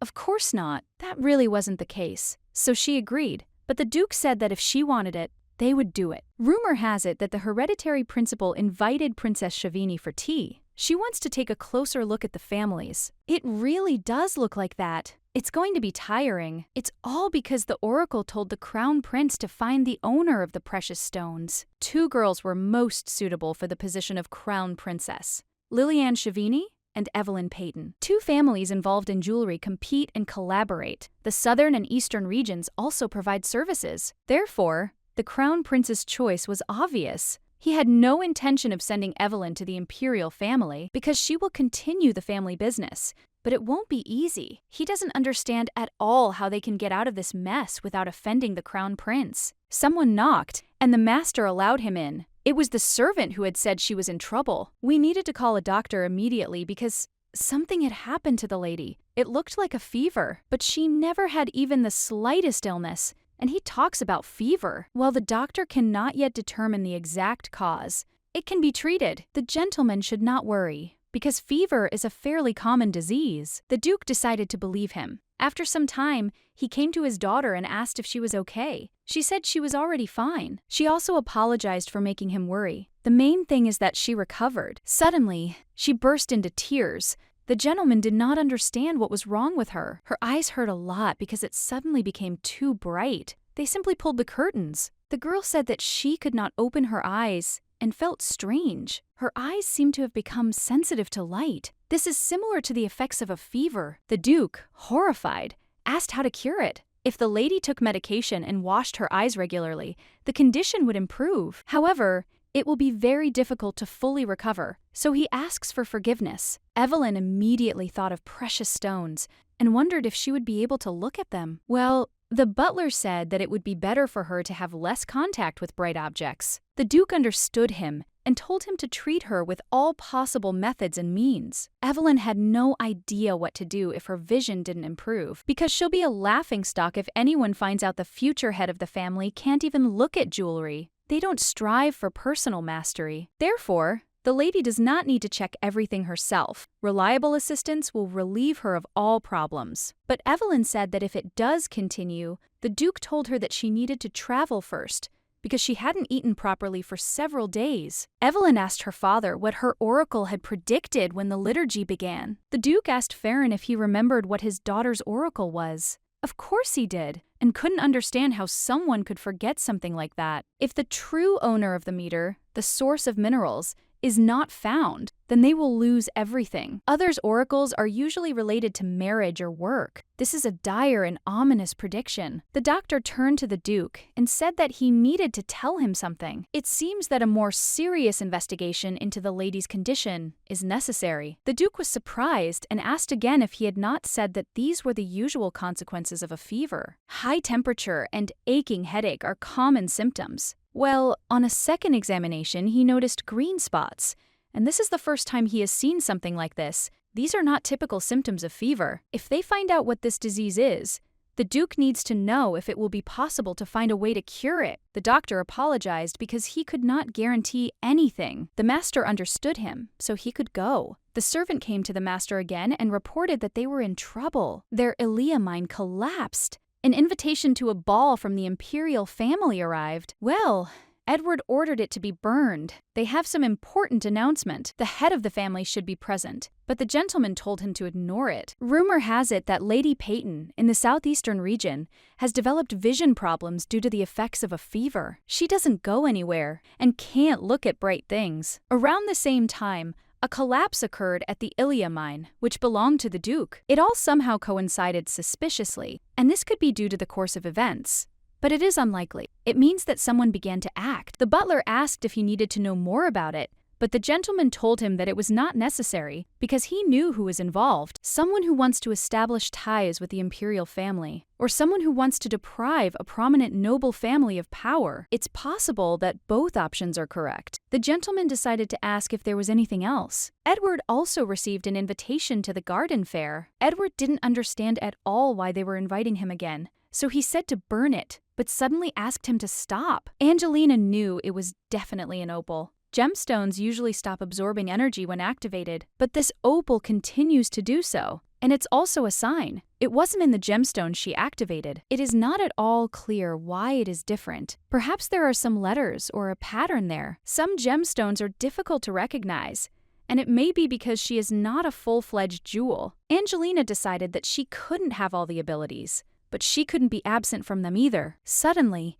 the Duke approached her and asked what her words meant. Angelina was very frightened, although she only said one word, no. Edward didn't understand why she was so surprised, and he was surprised that she was still afraid, because he promised that he would not kill her. That's not the point. She was scared because she suddenly heard a voice, even though she was alone, so she asks him to knock on the door. His fiancée is so timid. Well, there's nothing we can do about it, so next time he'll scream when he comes. Angelina told him to just knock. Edward asked how she was, and if she had looked at all the gems he had brought. Angelina noted that she was almost finished, so the Duke asked her to take a few pieces that would be needed. The girl was very surprised and began to believe he was taking the rest. Edward didn't understand what this meant, because she wouldn't be able to carry everything. He's right after all, so she chose some stones for herself. It's just great. And then the gentleman asked the butler to take everything else. Angelina knew he'd take them. She should have taken the expensive ones. At least a few more. Suddenly, the Duke asked Angelina if she liked the flowers. She confirmed it, then asked why he asked. Edward just received an invitation to a garden fair, and when she heard about it, she was scared. This is the place where the characters' destinies become entangled, but she feigned confusion and asked what it was. Edward said that it was something similar to the flower festival that is held in the capital of the empire, and he was not there either, so he does not know the details. And then he asked her if she wanted to go there. Angelina was afraid to go to the capital, where the imperial family was located. Well, this is a perfect opportunity to get Sephiroth's sword. For her and Edward to have a normal life, she needs to go to the fair. The gentleman was surprised that she did not want to go there. And then I asked her to just say it, because there was no need to strain herself so much, because it would hurt. Angelina said she wanted to go to the fair. Edward asked her not to think about anything else, just to say whether she wanted to or not. A man who hates the imperial family so much does not put them in first place for me for this reason. At times like these, she wants to be selfish, but because of him, she won't be able to escape. Edward asked her what she had decided, and then the lady firmly said that she wanted to go there, not just anyway, but with him. Edward hadn't intended to send her alone anyway, but he was glad to hear it. It turns out that they will go together, because they can meet the imperial family. Even though they infuriate the Duke, the constant attacks from the ravens alone are enough. The lady thought so. That's why they're going. Angelina was very grateful to him and became embarrassed. But afterward, the gentleman asked if that was her entire reaction. Angelina didn't understand what a man who had fallen from the sky empty-handed could offer. It was like asking a beggar for money. So she asked him what he wanted. The Duke showed his cheek, and Angelina thought that it would be better if she did not understand him. But Edward made such an important decision for her, so she decided to kiss him. And then she immediately stepped aside and asked if that was enough. The Duke noticed that it was strange and became curious about what it was made of. Her touch makes him feel full, even though he doesn't eat anything, and his head is spinning. He wonders what she was doing with her hands, but he likes her lips better. Angelina wasn't mentally prepared, but suddenly, a servant interrupted them and informed the master that the shark captain had returned. Edward told the butler to tell him that he should go to the study. Now he helps Angelina calm down a little. As soon as she began to get used to him, he immediately attacked her. Many events will take place in the capital of the empire, so you need to be prepared. By the way, they will be able to meet Peyton there. In the book, at this point, Evelyn was suffering from the effects of a fever, and it was probably difficult for her to even be in a bright room. But the illness wasn't a simple fever. Akita is much more serious than a common cold, with very severe consequences. This pain is caused by a poisonous plant, Acra, and it was no accident that she became ill. Only towards the end of the story will Duke Peyton find the culprit who stole Evelyn's dream. This process had been carefully planned by someone. The maid suggested that the mistress go inside, and she agreed. In fact, she doesn't want to get involved in this battle, because her first priority is survival, and Evelyn's illness needs to be overcome somehow. And all this is to obtain the sword of Sephiroth, which is located in their estate. She is very interested in how she can cure her without revealing her power. The sun is always very hot in the west, like in the book about this kind of weather. Suddenly, the mistress remembered something, but the maid didn't understand a thing. Angelina asked Jenny if she could bring Seth to her room. The man was shocked that the gentleman was okay, and said that he should have been there for him and protected him. Edward told Huey he had to take his hands off if he didn't want to lose his head. Huey couldn't understand how he could say such terrible things, because the gentleman doesn't even realize how much he was worried about him. Edward remarked that he knew he was fine, so he didn't see what there was to worry about anymore. Well, when he heard he was in danger, his heart sank. The Duke said he had Angelina, so there was no need to worry. Huey was glad that the lady was with him, although they didn't know where she came from. He still found nothing, and he investigated in other countries, but he still couldn't find anything about her. If Huey hadn't found it,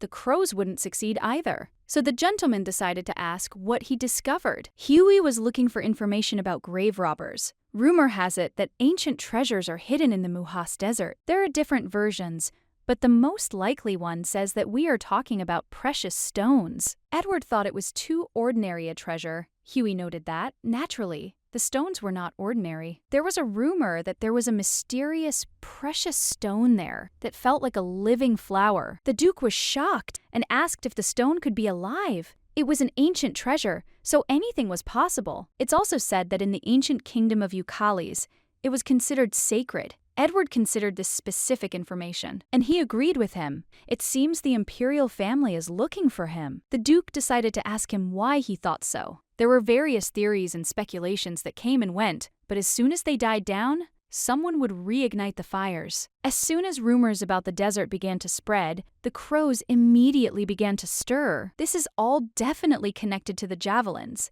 The imperial family that exterminated them is searching for the treasures they left behind, but it is not clear why they do this, and what village is hidden in this precious stone. If the hypothesis is correct, then the imperial family exterminated them not only to get rid of the Crawfords. The gentleman asked Huey to find out more about the stone. The man said he could be trusted, and then the butler knocked on the master's door and said that he had a report. The lady asked Seth for a favor. The Duke was surprised and asked what it was. The butler said that she asked him to help her prepare a gift for him, and this greatly surprised the gentleman. He didn't understand why this was happening all of a sudden, since his birthday wasn't coming soon, and it was also too early to celebrate the day they met. Huey believed that gifts weren't always given for a reason, and it seemed she simply liked him. The lady said she wanted to surprise him. Edward asked what kind of gift it was, and the gentleman gave him a package with glasses drawn on it. When Huey saw the black stone, he remarked that it was rather unusual. The Duke agreed and asked why there were two designs. Seth reported that the lady said the round frame was a test version, so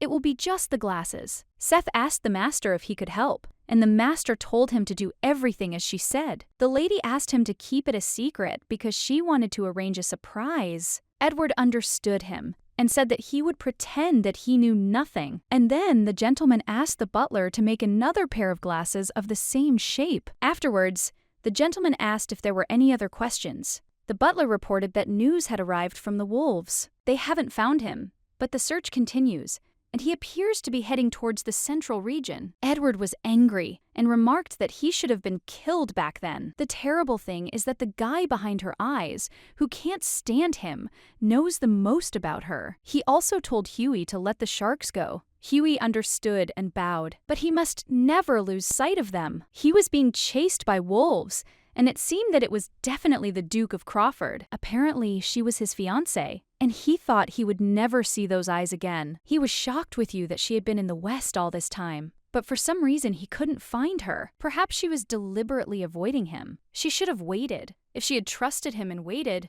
everything would have been different. This man considered himself pathetic because he was offended by the fact that he was abandoned. A servant approached him and informed his master that the pursuit had lost its trail. That was good, and they had done an excellent job. We need to start moving tomorrow, but the gentleman said he needs to find out something. Tugo was supposed to find information about the Duke of Crawford's fiancée. His servant was frightened, but agreed. The man connected that he needed to know, and he also needed to make sure of everything. It was time for them to get into the carriage. Angelina turned back and said that she thought so too. The day of the trip to the capital has arrived, and they are indeed leaving the West. Edward grabbed her and told her that she couldn't lean out of the carriage like that because it was unsafe. Angelina promised that she would be more careful. But this is not enough, because she is very weak. The girl said that she was the most ordinary person, because Edward was different from everyone else. Edward turned to Angelina and told her to look. She saw him take out the jewelry and noticed that it contained the same precious stones that Edward had taken last time. Angelina asked him if he'd asked her to give them to him to make jewelry for her. It was some kind of insurance policy. He made it into a bracelet so she could wear it without attracting attention. The stones can be replaced at any time, so there's nothing to worry about. He even taught that they will lose their power. Angelina thought she knew Adino well because she'd read the novel, so now she's wondering if it's true. And the curse, and the pain he experiences. Such details were not described there. At first, she was simply afraid of him. Edward didn't understand what was going on and assumed she didn't like him. Well, Angelina said that it wasn't about that. She was just grateful to him for the bracelet. Edward noticed that she spoke so quietly that he didn't hear anything. Well, the girl said that he heard everything, that she thanked him. The Duke was surprised and asked when she had become so bold. But Angelina said she wasn't bold at all. He also said it would take 2 weeks to get to the capital. Edward noted that this was more than enough. The Assyrian Empire has several warp gates. In the center, in the east, and in the south. It would be convenient to use them. The road from the west to the capital is long, but for this, you need to notify the gatemaster. The Duke wants to remain unnoticed, so it was decided to use the south gate. Edward doesn't want her to faint due to the long journey. He's so protective of her, and it's all because of her. Angelina asked if he'd told her the southern gate was in Mitterin. It's about a week's drive there, even if you're not in a rush. One confirmed that it usually takes a week. Well, on the way there, they'll stop in Khaitan. Angelina was shocked and asked what it was. The festival opened today. Edward remarked that it was just in time. Angelina couldn't believe they'd come here just for this reason. The Felicina festival is held to celebrate a big catch, so it's okay to eat grilled fish. The lady was surprised with you that he liked fried fish, but he said that he didn't really. But she likes seafood, so they are here. Angelina was in complete shock that he came here because of her and couldn't believe it. Edward, who is called an arrogant and cruel dragon, has changed his principles and is now enduring inconvenience for her. Afterwards, the gentleman asked her what she was doing because she was in pain. Angelina confirmed that she was not asleep. Edward smiled and was surprised that she liked it so much, and noted that he hadn't been racking his brains for so many days in vain. Since his bride can't wait any longer, he invites her to go for a walk. The festival is in full swing. Everything here is so different from the West. Besides, all eyes were on them, and she expected it. But she still felt somehow uncomfortable. Edward had never traveled beyond his own domain before, so no one would recognize him. If they knew he was the dragon, they wouldn't stare at them like that. But here, he's perceived as an ordinary guy with a pretty face. Angelina asked him if he was angry, and Edward confirmed it and said that it was all because everyone was staring and looking at her. But Angelina was sure they were all looking at him, and she was also surprised that he didn't like it. The Duke confirmed this and added that her mood was immediately soured. On their last walk, he acted as if he was bragging about her, so she couldn't understand how to adapt to him at all. Then she invited him back to the hotel, but he refused. He wanted to show her the sea. Angelina was simply delighted, because before her was a beautiful expanse of azure. Edward noticed that his rabbit was very excited. How could he have said she could look at it without any problem? Angelina hoped nothing would happen if she dipped her feet in the sea. After that, she suggested that her husband try it too, because it was very unusual. But Edward refused, because he preferred watching her. Angelina asked him not to embarrass her, but it was true.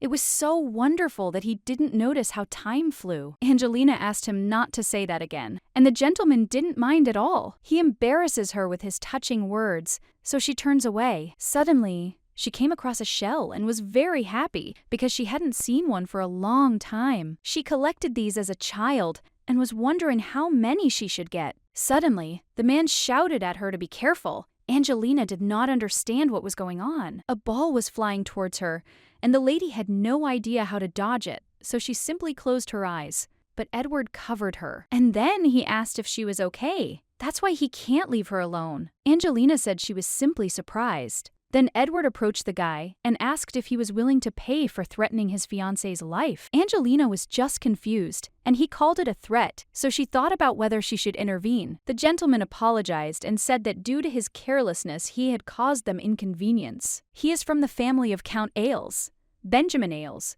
By way of apology, he would like to make amends for the damage caused. Advent said that if he had his way, even his death would not be enough, but his fiancée would not want that, so they would accept compensation. So he'll be obliged to please his wife. React so calmly to Ed's threats. He's young, but despite that, he's quite smart. Angelina was afraid that a massacre would begin on the shore, but fortunately it was avoided. The lady asked her husband if he was going to return to the hotel, but he said that he was not going to return yet because they haven't seen the most interesting part of the festival yet. Angelina didn't understand at all what he was talking about, and suddenly she saw fireworks and was in complete shock. The gentleman asked her about the fireworks, and they were very beautiful. If she liked them, they would do the same at their festival. After his father's death, loud noises began to irritate him, so he banned fireworks. Well, everything's okay now. He's with her, which means she's at peace. If something was wrong, she could tell him. But suddenly, they heard something strange. Angelina couldn't believe it. There were so many monsters around them. She had no idea where they had come from. The Duke had no idea where these monsters came from, because the blood moon was still a long way off. According to Edward, these monsters appear when the red moon appears in the sky. Simply put, when the blood moon rises, she doesn't understand at all why they are here now. Edward told Angelina to wait here for a bit and covered her eyes. He'll deal with everyone and come back. Angelina was very scared and wanted to hide somewhere, but Edward could go crazy at any moment, so I can't stop watching him. Suddenly, she attacked the gentleman from another direction. The monster started attacking that same child, Benjamin. They need to leave. Angelina thought about whether she could somehow help him. If she came up, she would only become a hindrance. Right! If he gets here, Crawford's warriors will be able to protect him. So the mistress began calling for him to come to her. The servant asked Master Benjamin if he could make it alone. The servant took out the sword and told his master to run. Angelina was very worried. There was just a little bit left, just a little more, and the monster was almost upon him. Angelina started screaming, and the Duke immediately heard it and called her. Angelina did not understand at all how this happened. If she left him, he would soon die. So Edward immediately went towards her and killed that monster. And the servant approached the boy. Benjamin is barely breathing. It's too early and very serious. If we do nothing, he will die. So Angelina decided to take off the bracelet from her leg and use her magic. Well, Edward grabbed her and told her she shouldn't do that. It's true, if she uses the village to come to me here, then all further plans will end in failure. But if she can save him, then she cannot stand aside. That's why Angelina said that she really wants to help this boy, but it's very dangerous. So Angelina asked Edward to take them to a quiet, secluded place, because he could do it. The Duke remarked that this was a very immodest request, but if they allowed this child to die, she would suffer for the rest of her life. The Duke said that he understood her, and then hugged her and asked her not to cry. He ordered a servant to pick up the boy and carried him into the tent, just as she thought. It will be difficult to cure him with only the stones she has now, but the power of the jewel can save him. So she decided to use magic to the fullest. Edward is irritated and enraged by everything. He couldn't avoid this topic. He tried to leave him to die, but she said she would suffer for the rest of her life. This couldn't be allowed to happen, even if they thought something wrong about him. The Duke had no idea where they were even crawling out from. No matter how much you cut, there is no end to them. The servant noticed that something was wrong with these monsters. Edward decided to investigate. He glanced toward his wife and couldn't believe these monsters could sense the power of jewels. The Duke did not understand how this could happen and asked the knight if the monsters had disappeared when Angelina went to the tower. The knight confirmed it and said it was the same as now. Until today, he thought it was because of his condition. Well, it all has to do with her being a jewel. Not only was there a guardian tree, but the monsters were reacting like that too. No one must know about this. The man suddenly began to feel something strange. He had no idea what to do, as his monsters were once again ignoring his orders. He wanted to believe me that it could be because of the Duke of Crawford. His progressive madness is affecting the animals. They first behaved strangely on Crawford's lands. Why would someone who had spent their entire life in the West travel south? Well,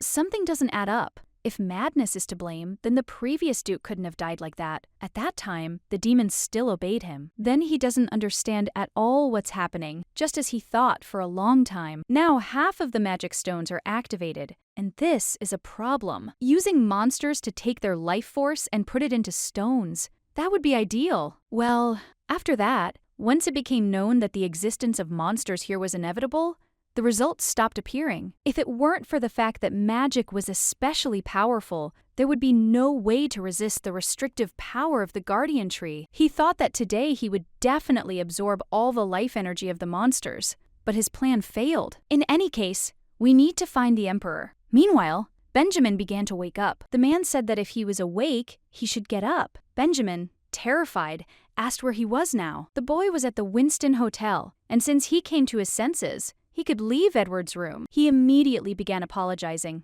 The Duke asked him to wait somewhere near the hotel, because he had sent a message to the Count, and someone would come for him soon. Benjamin was in shock, and I started asking him how long he'd been unconscious, but it hadn't even been a day. It was strange. He was in so much pain that he couldn't get up. The master told him not to be surprised, because he had called a familiar magician, and he had cured her. And now, he must listen carefully and keep it a secret that his familiar magician cured him. Edward merely saved him from the monster that was chasing him. And then the Duke asked Benjamin if he understood him. The boy said that he remembered everything. Meanwhile, Angelina wondered if Benjamin would ever wake up. She wanted to be responsible until the end and look after him. Well, her husband said that they wouldn't be together all night, and he would look after him himself. Angelina thought that there was nothing wrong with this, so she was surprised. And suddenly her husband called her. The girl immediately jumped up and started asking what was wrong with Benjamin. Edward was surprised that the boy was now more important than him. Angelina said that wasn't true, and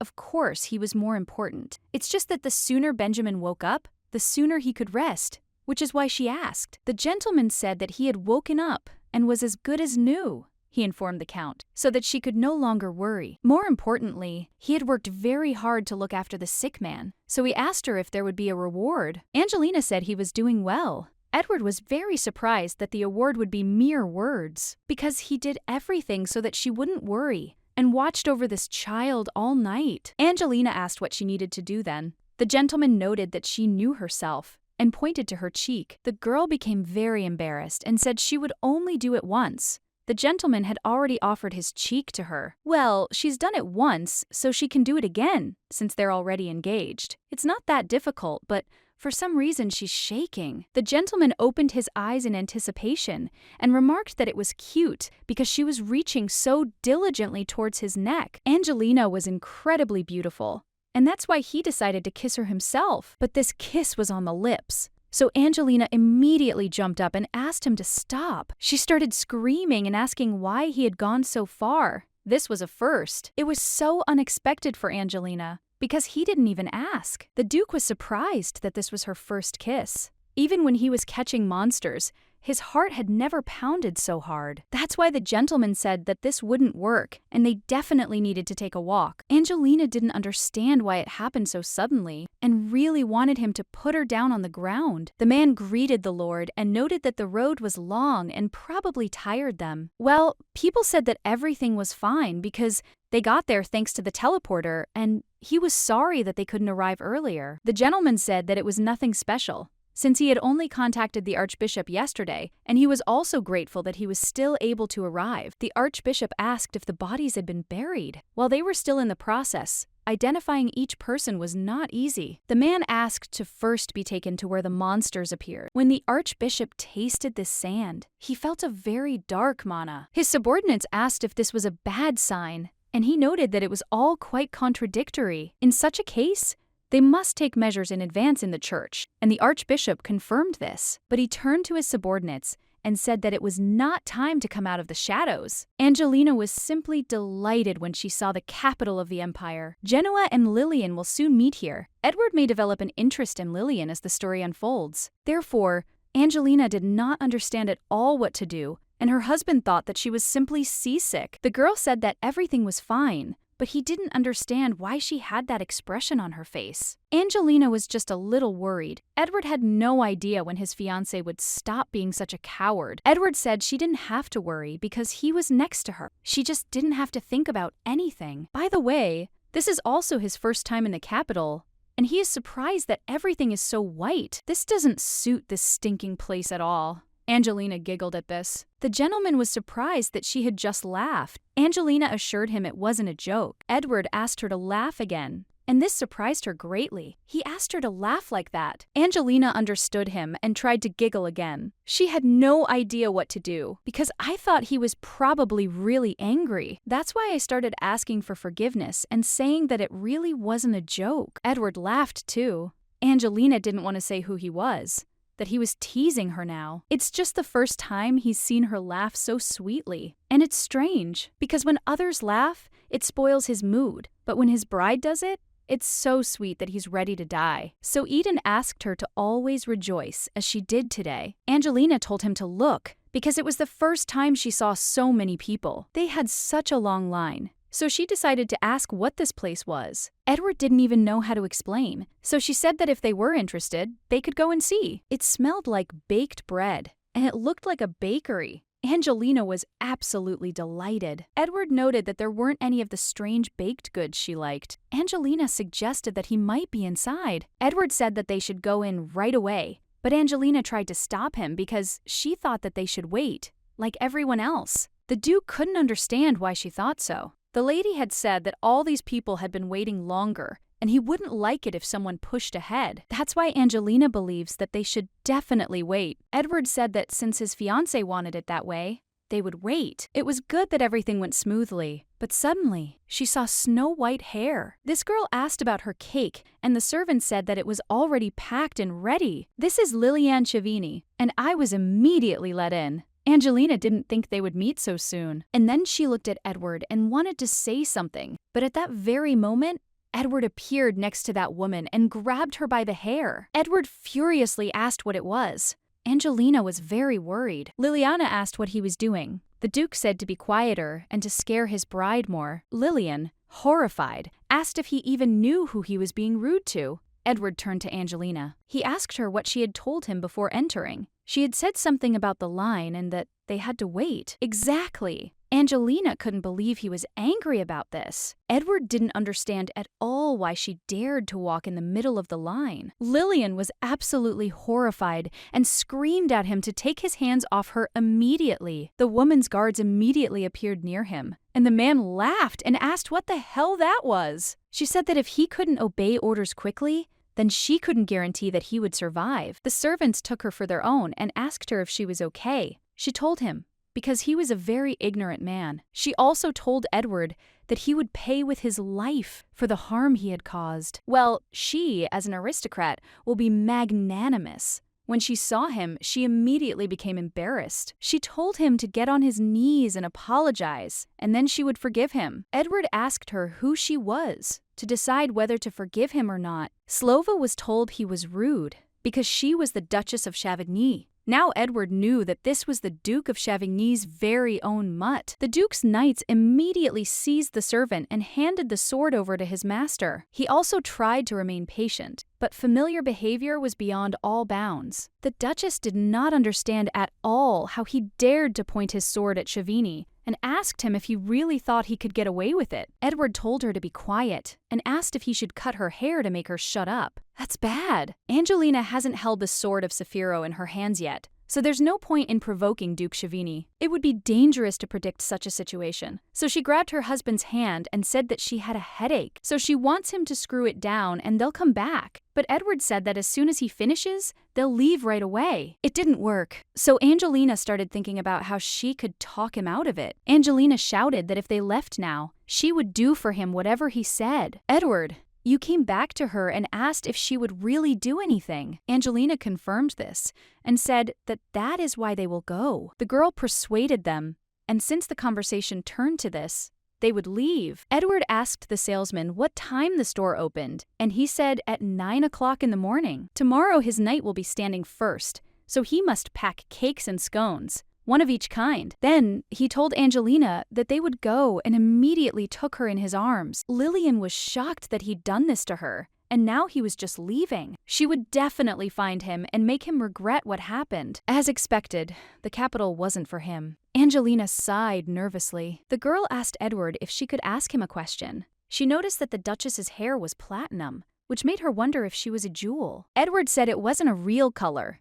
If she really was jewelry, you wouldn't be able to walk around with your hair on display. Besides, her eyes don't look like gemstones, so don't worry. Perhaps she used an artifact to hide her eye color. Well, Edlin said that was impossible, since only Crawford had such a thing. He hadn't been interested in her from the start, because he already has a fiancé. After that, he kissed her hand. Angelina noted that she was still underage. She remembered nothing and didn't know much about the magic of the stones. She only took over this body and was not a real javelin, so if he finds someone else, he can safely dump her. Edward asked Angelina to look at him. The gentleman told her once again that she was his bride and that he had decided so, which meant that he didn't need anyone else. Besides, she promised to fulfill his wish, so he was very happy. Actually, he wants a kiss, and that's why he asked her if she was cheating on him. Angelina said that was true, but suggested he ask for something else. He had never broken a promise, but now she was going back on her word. Angelina understood him and promised to do it.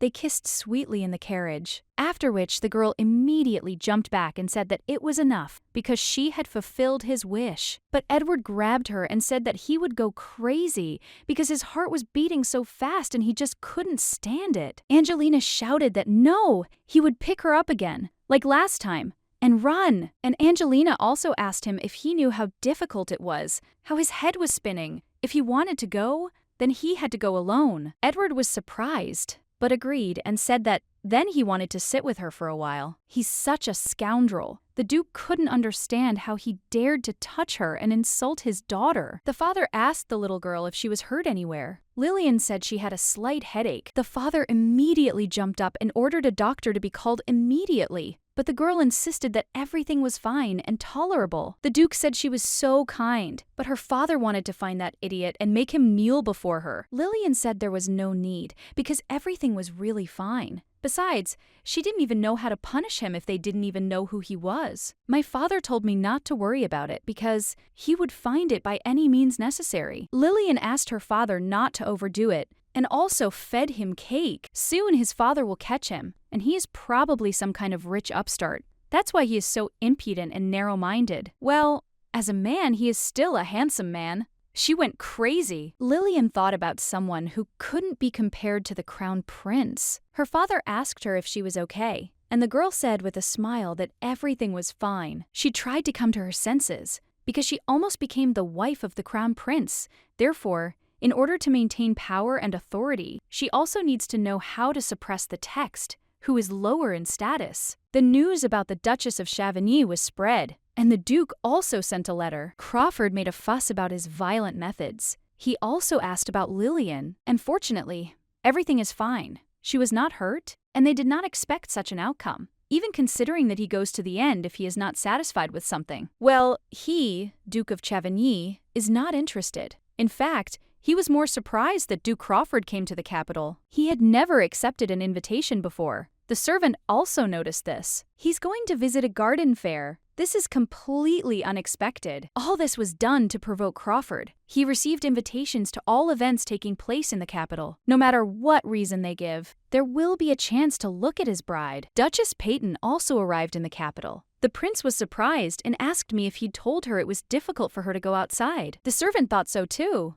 The master believed that she had probably fully recovered. But this was not entirely true, and no one saw her go out into the world after arriving here. Hayton Street's reputation may have been damaged by a number of incidents, so the servant asked the prince if he was going to do anything about it. Duchess Peyton was quite stubborn, and he thought she would recover at her estate. Now everything is becoming more interesting for the crown prince, so this lifts his spirits quite a lot. Edward told Angelina that it was time the lady noticed that it smelled delicious. The Duke said they bought it from Amanda because she said yesterday she wanted to try it. The girl was simply amazed and noted that it must have been difficult to stand in line from early morning. She asked who bought it, and Edward said it was him. This surprised her greatly, so the Duke thought she was touched. Angelina reacted that way because he said he would send knights. He just suddenly wanted to give her a gift. He should please his bride, and he even stood in line. Moreover, he was standing first,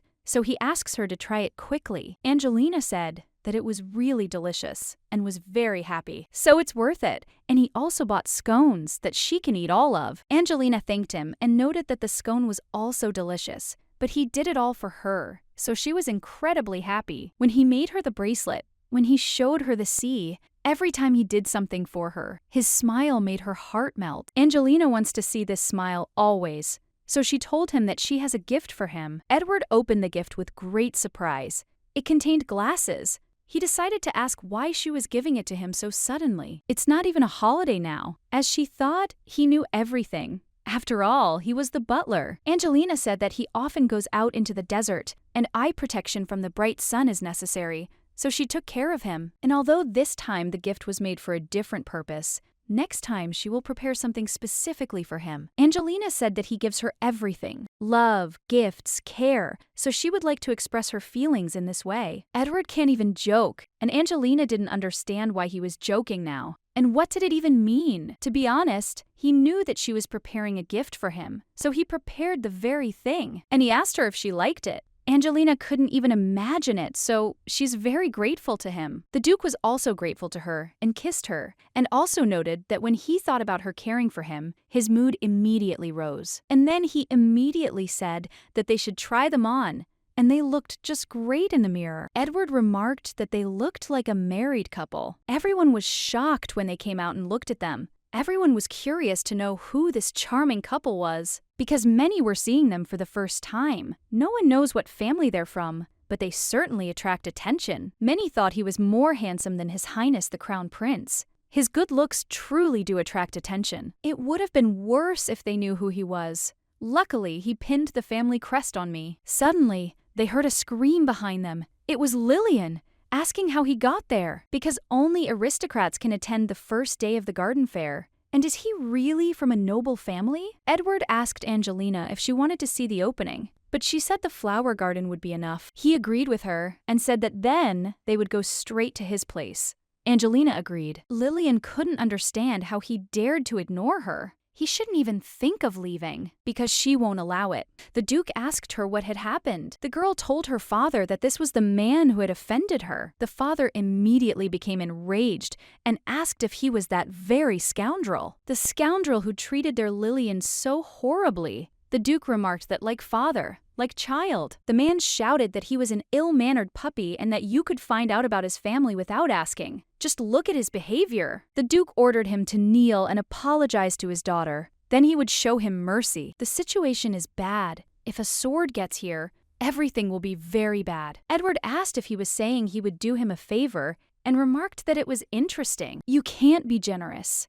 Edward thought he survived because he could, but it turns out that this happened thanks to his fiancée. The knights immediately appeared before them and ordered the Duke not to move. If he did not obey their demands, they would have to use force. Edward told them to try, if they could beat him. Angelina approached him and tried to stop him, but the gentleman asked her to close her eyes. He promised to finish everything quickly, and then he headed towards the knights. Angelina had no idea what to do or how to stop her husband. Perhaps she should run up and hug him, or he could faint. He's worried about her health. Well, in that case, he might go even more crazy. Angelina had no idea what to do. This was enough. His violence was already crossing the line. The girl heard this voice for the first time, but immediately realized that it was the Crown Prince. Skin. His bride was scared, so he did not understand at all why he took out his sword in front of the lady. The prince has rehearsed this in front of the mirror hundreds of times.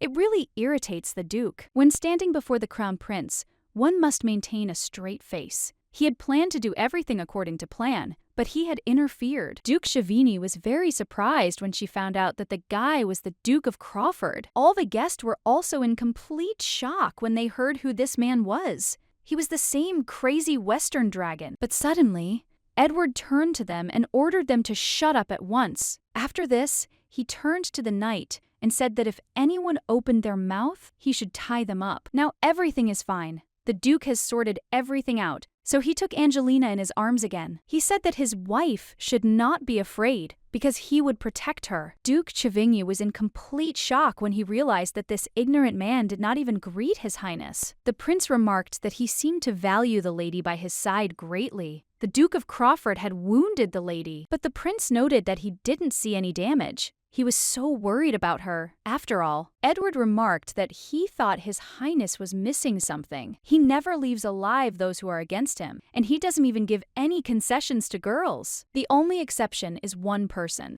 and that is his fiancée Angelina. Angelina didn't understand why he kissed her so suddenly, because her heart started beating hard. It wasn't fear, it was something else. Edward started to think about her nausea and was very surprised, because he hadn't shaken her very hard. The prince never thought the Duke of Crawford was such a romantic, and then he asked him if he would introduce his bride. Because, sir, I am very curious about what kind of girl could have captured the Duke's heart so strongly. The Crown Prince addressed her, There was no way to avoid the answer, so she told him to let her go because she wanted to introduce herself. She needed to pull herself together, so Angelina calmly said that she was asking permission to introduce herself to the little son of the Empire, His Highness the Crown Prince. She is Angelina Crawford. The prince noted that before this, she seemed to be in a stupor. For this, the lady apologizes, because due to an unforeseen situation, she did not have the opportunity, so she greeted him only now. Everything is fine, and he hopes she won't have any unpleasant memories.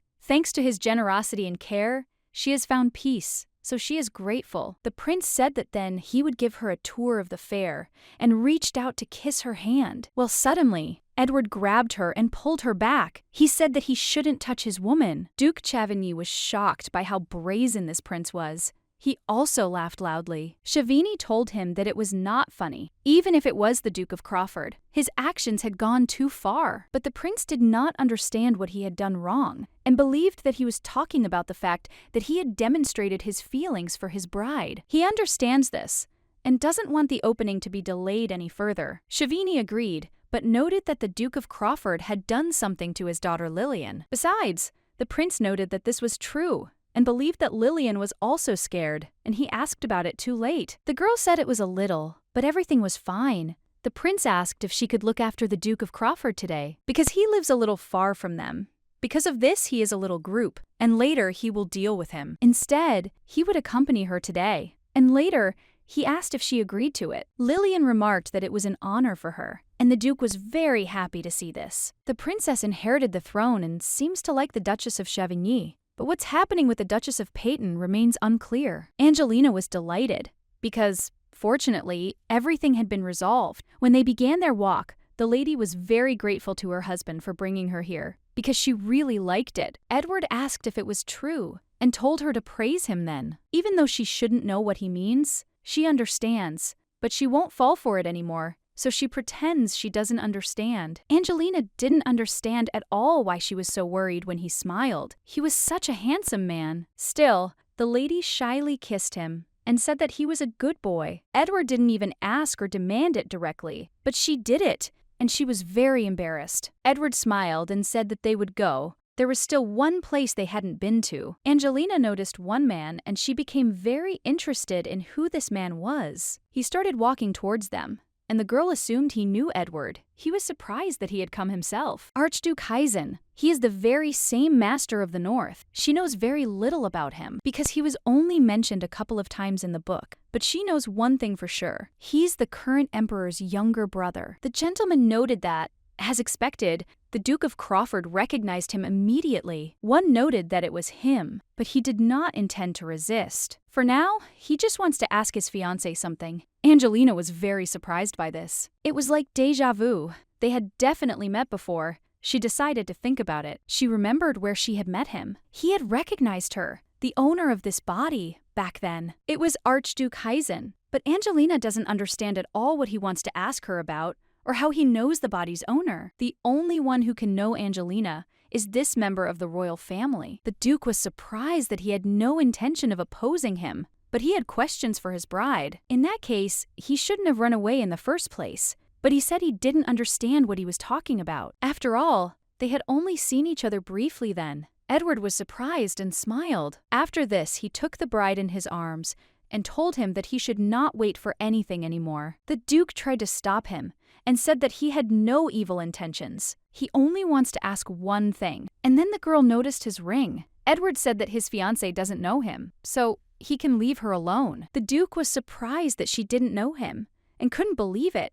Angelina found it strange. It was such a shock that she didn't know him. He didn't look like the type to kill her. Suddenly, he really wanted to ask her a question, so she asked him to wait, but Edward was against it. The girl said the ring the Archduke was wearing was similar to the one she had had before. Perhaps this will help restore her memory, but that man is still dangerous. But her husband will be able to protect her. So Edward turned around and told the Duke he'd give him a chance, and he could come to the residence alone. It's dangerous to travel alone, but the master understands there's no other way. But the servant told him he knows what kind of man the Duke of Crawford is. He himself knows that this is how it will be, but he simply has no other choice. The Duke is very annoyed by everything, and these midges prevent him from spending time with her. Angelina noted that Edward doesn't know what patience is, but he's a good guy. Suddenly, Benjamin met her there and was very glad to see the lady. He wanted to say something, but the Duke looked at him very terribly. Benjamin noted that he had not seen her ladyship for a long time, so they asked her how she had been doing. Edward remarked that he was a well-behaved boy, and the lady said that, fortunately, he looked healthy. She also asked him if he was in any pain. Benjamin was delighted and said he was fine thanks to her. The gentleman remarked that he had heard that they had saved his younger brother. The man was pleased to meet me. His name is Caleb Isles, and he's Benjamin's older brother. He also wants to thank him again for saving his brother. Very politely. It seems the Count's family considers etiquette important. Edward noted that the boy was alive thanks to his fiancée, and if he wanted, he could thank her. The elder brother remarked that they would soon prepare a gift for her. He hadn't imagined his lordship would be like that. Edward asked if he knew what would happen if his bride didn't like the gift. Caleb said they'd do their best to please. Angelina wanted to order her husband to stop because he was acting crazy. This wouldn't do, so she decided to change the subject and asked if they were planning to return to the mansion yet. The carriage was ready, and they said they were meeting friends. Suddenly, the lady noticed the coat of arms on the carriage and realized it belonged to the Duke of Peyton's family. According to the book's plot, Duke Python and Evelyn arrived in the capital for the opening of a garden fair. The girl said that she couldn't just stop appearing in society, so she asked her father to take her with him. Evelyn, who had been unable to attend the fair due to her eye pain, had to return with a feeling of disappointment. Angelina knew this story from the book, but she didn't think that the Isles heir was friends with the Peyton family. Edward noticed that, judging by the dark curtains, the Duchess of Peyton had arrived. It turns out he already knows about the illness. He mentioned that Evelyn only rode in such a carriage. Angelina was certain he was a friend of the Duchess of Peyton. Although she arrived, it seems to be very difficult for her to get out, since the lady spends all her time in the carriage. The lady remarked that they were apparently close to the Duchess. Caleb noted that their families were on good terms, suggesting that he and Evelyn had been friends since childhood. New information was revealed to Angelina, and she knew that the Isles were vassals of the Peytons, but she heard for the first time that they were so close. Angelina whispered in my ear that they had one pair of experimental glasses left, so she offered to give them to the Duchess. She noted that there was no need to worry about precious stones. To keep them from being visible, she decorated everything with small elements. These illnesses are incurable, but that way she won't be able to suspect anything. Angelina wants to help the Duchess, so she asks her husband if it's possible. Edward told her she could do whatever she wanted, and she was very happy. Great, that's a good start. Angelina said that she wanted to give a gift to the Duchess, so she asked if they could give it to her. Benjamin's elder brother was surprised, and the lady said that there are glasses that protect from sunlight. This way, she'd be one step closer to the Sword of Saphiro. Evelyn had no idea how to get out. She undergoes regular treatment, but still cannot say when everything will return to normal. There's talk here and there about how soon the Peyton family will fall. There was an accident at the Ilia mine, a series of incidents in the Peyton family. The scales tipped in Chavini's favor. What would the crown prince choose? She was a promising heir, but something went wrong. At this rate, the crown prince will choose the Duchess of Chavigny. The Peytons' expectations are dashed. The heiress's wings were broken. The Duchess decided this wouldn't do, and she had to do something. Caleb knocked on her door, and then asked if he could come in for a moment. The girl did not understand at all why she had to come in again, and began to bandage her eyes. Caleb said he would sit across from her, and Evelyn asked what was wrong and if he wanted to say anything else. He met the Duke of Crawford and Lady Angelina nearby. They left, but they said that they wanted to give her a gift. The girl was surprised that the box was so small and thought that there was a ribbon in it. These are glasses that will protect her eyes from the blinding sun, and maybe they will help her. Damn, I've never heard of such a thing. Caleb said that Miss Angelina sympathized with her, and this was a gift from her. If she shows kindness, I don't know her. It means she needs something from her family. There is no good that doesn't have to be paid for, and yet she is happy. She asked the guy if he would help her open the gift, and when she put it on, she felt comfortable. Caleb asked her to tell him when he was ready, and then he would open the curtain. Evelyn is afraid of being disappointed again, but Peyton's family needs to be protected. If she doesn't overcome this disease, she won't be able to resist the oracle either. Evelyn opened her eyes and realized that they did not hurt her from the sunlight. She immediately ran out of the carriage, and the guy ran after her, shouting at her that she couldn't do it so suddenly, because if they wanted her condition, there was nothing they could do. But the lady no longer listened to anyone. Caleb brought her umbrellas and asked her to come back quickly, but the lady said that it was very beautiful here. The world is so beautiful when she sees it. It even made the lady cry. Caleb was shocked that she was actually okay and could see everything clearly. Afterwards, she hugged him and thanked him. She didn't even know how to express her gratitude. His Highness will soon announce the crown princess. Lillian was shocked that it would happen so quickly. He ordered the heads of the family to attend the ball. The crown prince would not do this without a reason. Besides, the crown prince accompanied her all day yesterday. That means something. Lillian told her father that she was so excited that she couldn't sleep all night. The Duke noted that the crown princess's place had been hers from the very beginning. No matter how hard Evelyn struggled, it was impossible to replace the man chosen by heaven. Flowers favored by butterflies grow the most lush. This is an oracle she received as a child. According to him, she will be gifted with love and care, and then she will become the emperor's wife. However, she thinks His Highness is missing something. She recalled the threats from the Duke of Crawford. There was only one exception. He not only didn't look at her, but also threatened her. That girl looks down on her. But that wasn't true. Angelina is our cutie. The Duke asked his daughter what was wrong, and she said that she remembered the Duke of Crawford, whom they had met yesterday. True, he's an ill-mannered scoundrel. If it weren't for His Highness, he would have been punished immediately. The girl was surprised that the Duke of Crawford couldn't be punished. Come to think of it, he pointed his sword at her, at the one who would become crown princess. Even a prince can't punish a duke without reason. Unless it's treason. Her father tried to explain to her that Crawford was a crazy bastard and that accusations meant nothing to him. Besides, now is a very important period, so it is better to be cautious until an official announcement is made. Lillian still agreed with him, but this was the first time she saw her father like this. He had never before avoided anyone who opposed him, and it seemed the prince had the same reaction to the Duke. He's so crazy that even the imperial family can't control him. Strange thoughts washed over her. She immediately tried to put it out of her mind, but the Duke of Crawford was definitely handsome. That's why Lillian felt embarrassed. Well, it certainly can't be compared to a principle that seemed to have been sculpted by God himself. Lillian decided she'd had enough of these guesses.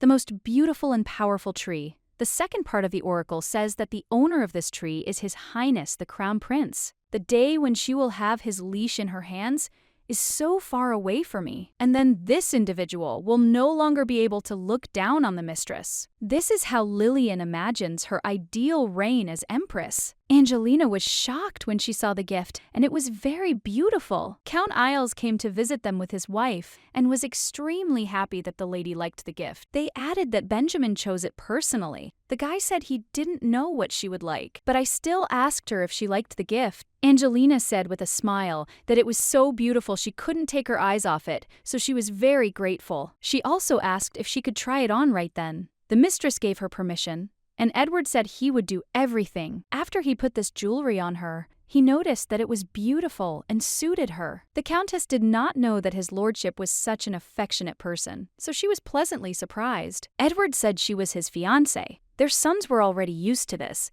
and their mother basically agreed with him. The gentleman and his wife turned to His Highness and said that they sincerely thanked him for saving their son. That day, he and Caleb had some unfinished business, so they had to stay behind, while Benjamin and his wife left first. He definitely received word that they had arrived safely. Well, the next day, news broke that Benjamin hadn't returned. If it weren't for His Highness, Benjamin probably wouldn't have survived. They won't forget this even after death. The Duke said he shouldn't thank his fiancée. It was she who saved their son. Angelina noted that they were lucky to be nearby at that moment. She also managed to take his hand because Benjamin plucked up his courage and ran to her, and Edward also helped her by dealing with the monsters. The Count was immensely grateful to the lady, and she smiled at him in response. The atmosphere became serious. In fact, he also had a gift, so he wanted to wait for the right moment. Angelina was in complete shock and couldn't believe it. The Count confirmed it was a gold plaque and a family. The Isles family owns a company that is among the top 5 in the empire. The Isles family is also involved in the promotion and sale of Peyton gemstones. So this company's sign is a priceless gift. Angelina didn't even know if she could accept it. This tablet is given to the benefactors of their family, and he hopes that the Duchess will accept it. If she shows this thing in their company, she can get help at any time, so she can use it freely. He is so sincere, and it pleases the lady very much.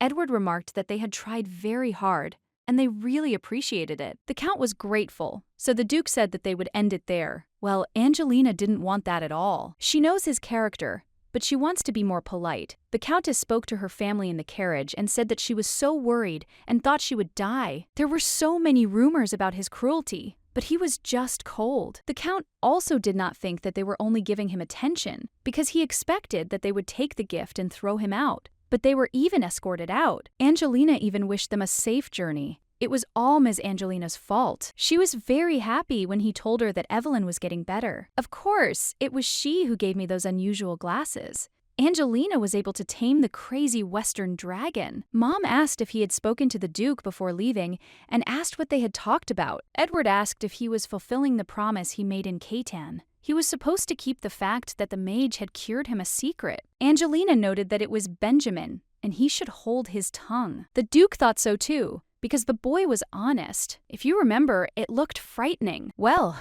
better than she thought. The Duke also told Angelina that the Peytons had written to say they wanted to visit. After this, Edward asked her what she would do, since it wasn't he who gave her the gift, but she. His wife wanted to meet. When she studied the nobility with the butler, she became interested in what kind of person they were, and she almost never encountered a case where a girl was the heir, so she thinks that she can be proud of the fact that she is recognized as the successor. These people will be able to treat such a simple rubber band as it without prejudice. Edward turned to Angelina and said that she bore his last name, and he would not leave alone those who treated the Crawfords badly. Yes, she would have been afraid of such an Edward, but they were together, so now she is not so afraid. She feels that he cares about her, so she said that she knows, so she wants to see him more often. She has an interest in obtaining the Saphiro sword, but she would also like to become friends with Evelyn, so Angelina decided to say they should send an invitation, at least for the Duke's heir. She thinks it would be the right thing for Crawford to do, and then the Duke immediately laughed. Angelina was very surprised. Edward continued laughing and said he would invite the Duchess. The Emperor was shocked that she wasn't a jewel. The Emperor asked the prince whether he had tested it with the ring he had given him. Then the ring didn't react at all. The Emperor remarked that this was a good thing, but his son said he had his doubts. He's not sure the Duke would care so much about a girl who isn't a jewel. According to archival records,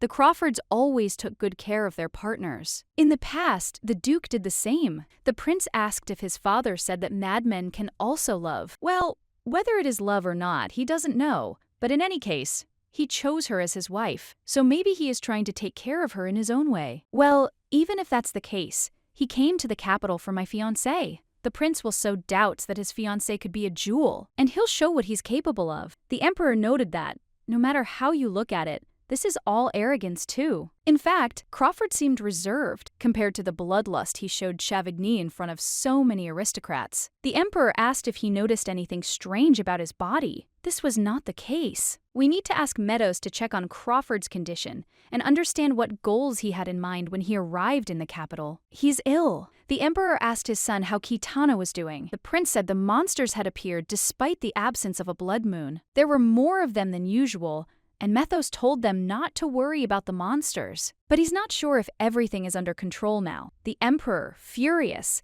asked if he meant to say his father was to blame. Even Methos can't maintain control. The guy made a mistake, got nervous, and crossed the line. So he said that wasn't true, and he was simply worried. If something like this happened again, this unrest would intensify and have a negative impact on the imperial throne. Father told Genoa that they knew casualties were inevitable, but enough was enough. The number of casualties increased because the prince couldn't find the relic. He could not achieve anything even with the raven he gave him, and laughs to doubt the Emperor's abilities. He's like an annoying old man. He doesn't understand at all who caused the monsters to appear. He said he would deal with Crawford, But that never happened because the jewels were destroyed. He then passed the responsibility onto his eldest son, Crown Prince Genoa. Father told Genoa that there is justification for the untalented. Something was definitely wrong here. The prince couldn't possibly look like he and Methos were plotting anything together. Although he doubts that the sources of information about the relic are Meadows, the gentleman turned to the Kassan and told him that they should leave the desert at this point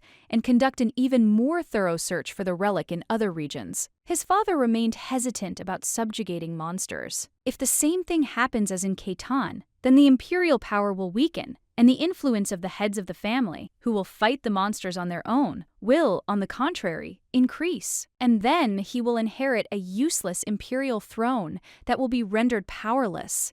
This cannot be allowed. Evelyn didn't quite understand how she was supposed to understand. She was being invited to the Crown Prince's palace. He couldn't help but know about her condition and still sent an invitation letter. Perhaps it is contempt for the Paytons, or perhaps an intention to show one's power. Choosing the princess is easy by comparing Evelyn and Lillian, because the choice of the Crown Prince seems obvious. No matter what it is, if the Crown Prince is using their family, then she, as she wanted, is using him. I asked if the road was difficult for the lady, and Evelyn said that it was not so and everything was fine. That's good. I prepared tea leaves from the east especially for her. Thinking about tea, the Crown Prince did not even close the windows from the sun, knowing about his lady's illness. But still, the girl thanked him for his concern and smiled at him. In principle, I was quite surprised to hear the news about her arrival in the capital and began to ask if everything was okay with her now. Evelyn said she was feeling much better. Genoa remarked that her glasses were rather unusual, and it was the first time he'd seen colored lenses. Evelyn hasn't fully recovered yet, so it would be difficult for her without them. The lenses are dark, which dims the sunlight. Thanks to these glasses, she's getting better and better every day. So she thinks she'll be able to attend the ball. That's wonderful!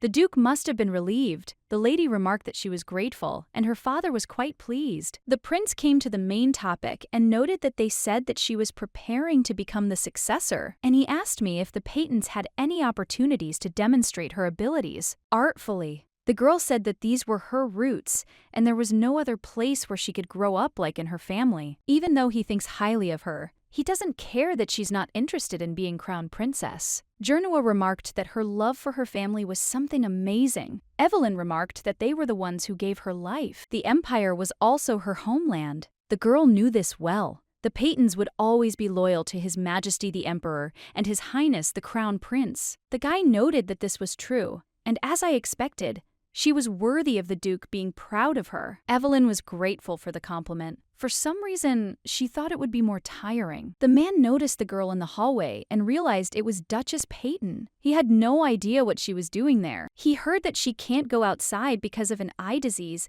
and it's probably all thanks to glasses with colored lenses. In that case, he did it to check for the presence of precious stones, but there is no trace of them, so he just wasted his time. In any case, it doesn't matter. If jewels show up, he'll just deal with it. There is nothing he cannot do, because there is no better magician than him. Well, it was time for him to carry out His Majesty's orders, so he decided to set off. At the same time, the Duke of Crawford's family, the Archduke, was grateful to be received here. As Edward wished, he came here without the accompaniment of knights. So the man asked if he'd let him talk to his fiancée. Ed said that if he'd just look away from his dirty eyes, he'd let them talk. He apologized. It's just that she looks like someone he knows, so he asks the Duke to stop it. Angelina did not understand at all who she looked like. The Duke asked what he wanted to know. The Archduke wanted to know about this girl's mother, and this came as a complete shock to both the Lord and the lady. After all, it was so sudden. Sir, please know that this question is unexpected, but it is truly very important to him. That day, when they met in front of the fountain, he actually thought he was dreaming. This was the place where he first met her. He first saw her in front of that fountain. Only now did Angelina understand why the Archduke had behaved this way. He saw someone else's image in her. Judging by the fact that she didn't know him,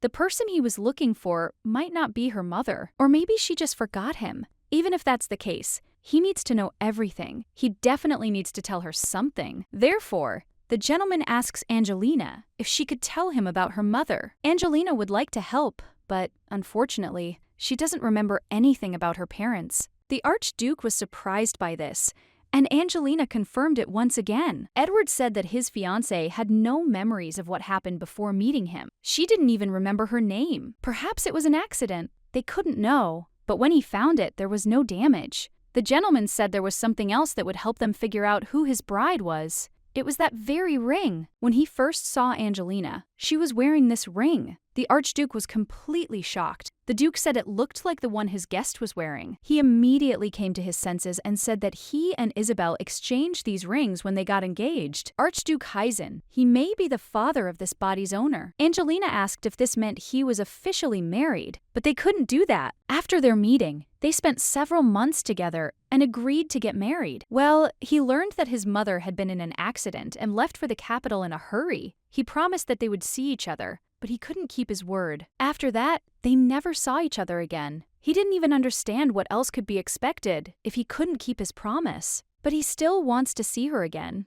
So he searched all over Crawford's lands in the west, but couldn't find anything. Even though 17 years have passed since their separation, her face is still fresh in his memory. That cheerful smile she gave him. Apparently, she really is the daughter of these people. But whether the Archduke knows that Isabel is a jewel is unclear. He was barely mentioned in the novel, but the fact remains, Heisen is the Emperor's brother. Angelina understood the Archduke's feelings for Isabel. She decided to ask him if he knew about the inscription inside the ring. The man was surprised and decided to take a look, and then noted that he was seeing her for the first time. When they exchanged jewelry, there were no engravings on it. It's likely that the inscription was added after the exchange. The gentleman also asked why the precious stone was broken, but Angelina didn't know how to answer, because when she came to, it was like that. Isabel prepared the gemstones. Initially, a single stone was split into two and set into the rings. He didn't know what kind of decoration it was, and the craftsman who made it was also puzzled. Angelina was also surprised by this. The Archduke knows absolutely nothing about the ring, which means there are no traces. Therefore, there's only one way left. Angelina turned to His Highness and asked if she could take a closer look at his jewelry, and he allowed it. She doesn't see any difference, but oddly enough, the gem is already activated. She had no idea where the energy for this came from, or where it was even located. She was near the fountain where she first met the Archduke. The girl didn't understand why this particular place. She saw the Duke saving a woman from a cart. He asked if she was really okay, and if she was hurt. He looks younger than he does now, but it's definitely him. The woman said she was okay thanks to him. Seeing this woman, Angelina understood why she was here, because the gentleman said that he saw her for the first time in front of that fountain. The stone in the Archduke's ring brought back memories. It showed her everything, right down to the owner's palpable emotions. And the owner of the memory was none other than the Duke. The girl couldn't understand how a human smile could be so bright. A soft, low voice. It's Isabel. These are her memories. They really do look alike. The Archduke was not without reason surprised when he saw her. A man ran up to Isabel and started asking if it was her father who was hurt, and the woman said that she was okay because this young man helped her. Father promised to repay him for his kindness. But Melancholy said it was enough that the mistress was well. Isabel called that man her father. Possibly he was the grandfather of the body's owner. For some reason, she had a strange feeling. The gentleman remarked that repaying kindness was their family credo, so he could calmly say what he wanted. The Duke was surprised and asked if he could ask for one favor. The Archduke turned the other way to check how he looked, but his father and daughter did not understand anything. The gentleman approached the lady and asked her to allow him to invite her on 3 dates. The girl was very surprised and asked again. Then she giggled and agreed. It seems that this was the first meeting of these two, and she also saw their other meetings. On the 3rd date, their meetings did not end there, and over time, the Archduke knelt before his mistress and asked her to marry him. She was delighted to receive the Archduke's offer, but she couldn't immediately respond. Perhaps it was because she was a jewel. Still, she decided to give it a try, so she agreed to marry Damon. However, the following memories were the same as I described to the Archduke. He left home and never returned, and Isabel found out that she was carrying a child. She was very grateful to the little girl for coming to them. Her grandfather chose her name, and she will be called Amber. Her mother loved the little girl very much. Isabel wasn't angry with the Archduke. She was only happy to bear his child. These memories were cut short on the eve of her birth. Afterward, Angelina fainted. Edward tried to bring her to her senses. She was examining the ring and suddenly lost consciousness. He thought it was all because of that junk, so he immediately snatched it from her hands. But he couldn't put it away. The Duke remembered that it was the same as when she touched the tree. The Archduke asked if the lady was okay. Edward was very angry and ordered him not to come closer. She did not die when she touched the tree, but she experienced severe pain. It seems that now she is not suffering so much, but she belongs to him, and not to anyone else. So Edward picked her up and started to leave. The Archduke asked him where he was going, and one of them ordered him to shut up, adding that if he took a single step, he would die by his hand. The gentleman asked that the services ensure that the Archduke did not leave, and that a doctor be called. Edward had never been so angry in his life. In the past, if there was a fading opal in front of him, he did not worry or fret, but he doesn't understand why. When this happens to Angelina, he becomes filled with anger, as if he were going crazy. Edward was afraid of losing her forever. He took her hand in his. The Duke began to say that he would not be angry because she fainted, so he asked her to wake up quickly because he felt bad without her. After this, the lady opened her eyes. Edward was overjoyed and immediately rushed to hug her. Angelina did not understand at all why he had such an expression on his face and asked him if something had happened. She wanted him to stop because she couldn't breathe, but Edward hugged her tighter and tighter. Edward was shocked that the master's ring allowed him to see these memories. He hadn't even known jewels could do that, but he didn't quite understand why he had Isabel's memories. Angelina was also curious about this. There was also what happened after parting with the Archduke. This gem was different from the others. Angelina can't even imagine the power it holds. She said that originally there was only one stone, so perhaps both rings are now linked. Angelina thought so too, but she still had her doubts. The stone in Isabel's jewelry shattered and lost its power, while the Archduke's ring retained its memories. Considering Isabel's abilities, it can be assumed that thanks to them, she could transform already existing stones. Edward noted that she probably possessed powers they could only guess at. Angelina asked how much time had passed since her sudden fainting. She asked if His Highness the Archduke was expecting them. The gentleman said he should wait, because it was his fault. Well,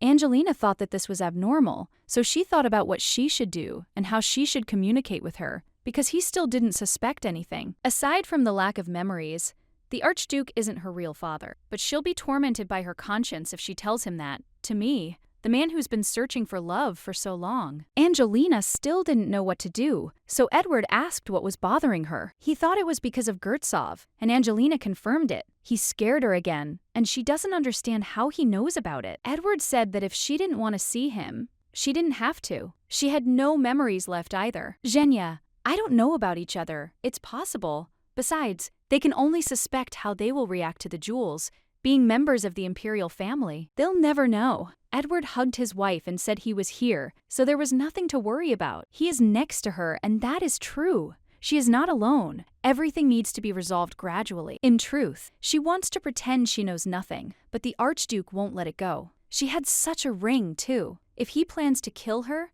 Edward will kill him. So she shouldn't worry, because this Archduke is insignificant. She wanted to ask if he could protect her, and will they be able to see the Archduke together? In fact, there were no serious wounds. Damon was very grateful that they allowed him to meet again. Angelina apologized for making him wait so long. The gentleman suggested that they sit down first, and Edward told him not to bother his bride, in which he waited for the lady. Now he thought everything through. And these are his and Isabel's vow rings, and she was wearing one of them, and perhaps she is his daughter. He asked for forgiveness, which was confusing, since she had lost her memory, but he doesn't want to miss even the slightest chance, so he asks for understanding, and he doesn't want to lose someone dear to him again, so she apologizes again. Angelina still can't decide if it's right to tell him about Amber and Isabel. Until now, she'd only run for survival, so she's unsure if she really needs to put herself in danger. After all, she's not Amber. But as soon as she looked at the Archduke, her conflict was resolved, because she saw a father in him. Angelina was adopted, but she received a lot of love from her parents. While her mother struggled with illness, she and her father prepared for the worst. Well, when she died,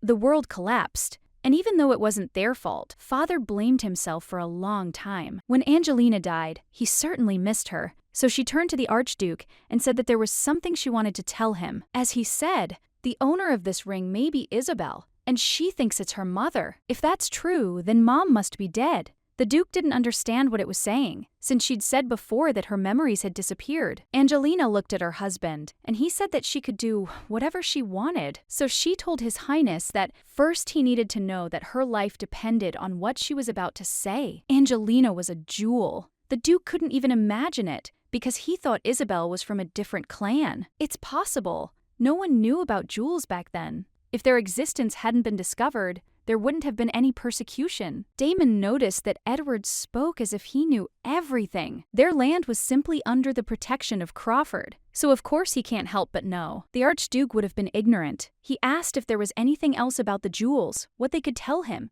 and why she thought she was dead because of the sick. Damon noted that Isabel was probably dead, and that was why he couldn't find her. When Father went to Ambria, there were no survivors left. If the wild tribes hadn't invaded then, Father would have protected the jewels. Unfortunately, since Angelina read the novel, she knows why this happened. The Emperor was inciting the tribes located near the border to invade the Crawford estate. While the former Duke confronted the tribes, the Emperor, convinced that the people who would bring destruction to the Empire were the jewels, the Emperor led a pre-prepared detachment and destroyed them. It was a plan unknown only to the West and the Duchy of Crawford. But something strange happened. Judging by the Archduke's reaction and Edward's words, only Crawford knew about the jewels at the time. It's completely unclear how the Emperor learned of them and devised such a plan. The gentleman had no idea how the girl had survived. He assumed the Duke of Crawford had already figured that out. They couldn't find anything.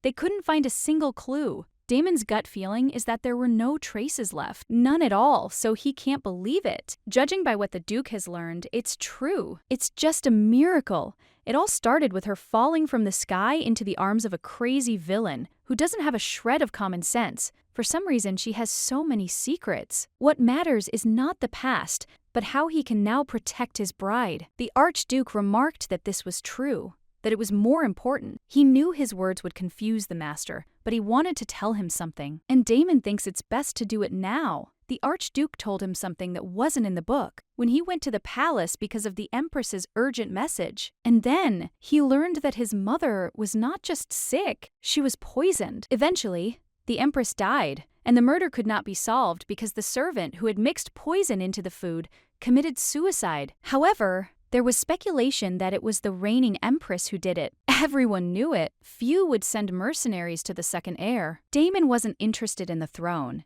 He thought his older brother should take it. The problem was that the ruling empress didn't believe in it. The Archduke spent the hectic days at the funeral, fighting off assassins. When everything calmed down, they were supposed to meet with Isabel, but it was already too late. There wasn't a day that went by that he didn't regret it. I should have been afraid to tell him about my status. Angelina believed that this was why he left the imperial palace. This was true, because he wanted to find his beloved. He couldn't stay in that place any longer, where his mother was killed and the one he loved was taken away. Angelina had no idea. He left the house where he'd spent his entire life, searching for his beloved for 17 years. And it was all so hard for him to endure. It's funny for a man who didn't even know about his child's existence to come now and call himself a father. So he will say only one thing, that he never abandoned her and Isabel. He also apologized to Angelina for only coming now, and for not being able to protect her mother and leaving her alone. Angelina stood up and moved to sit next to the gentleman.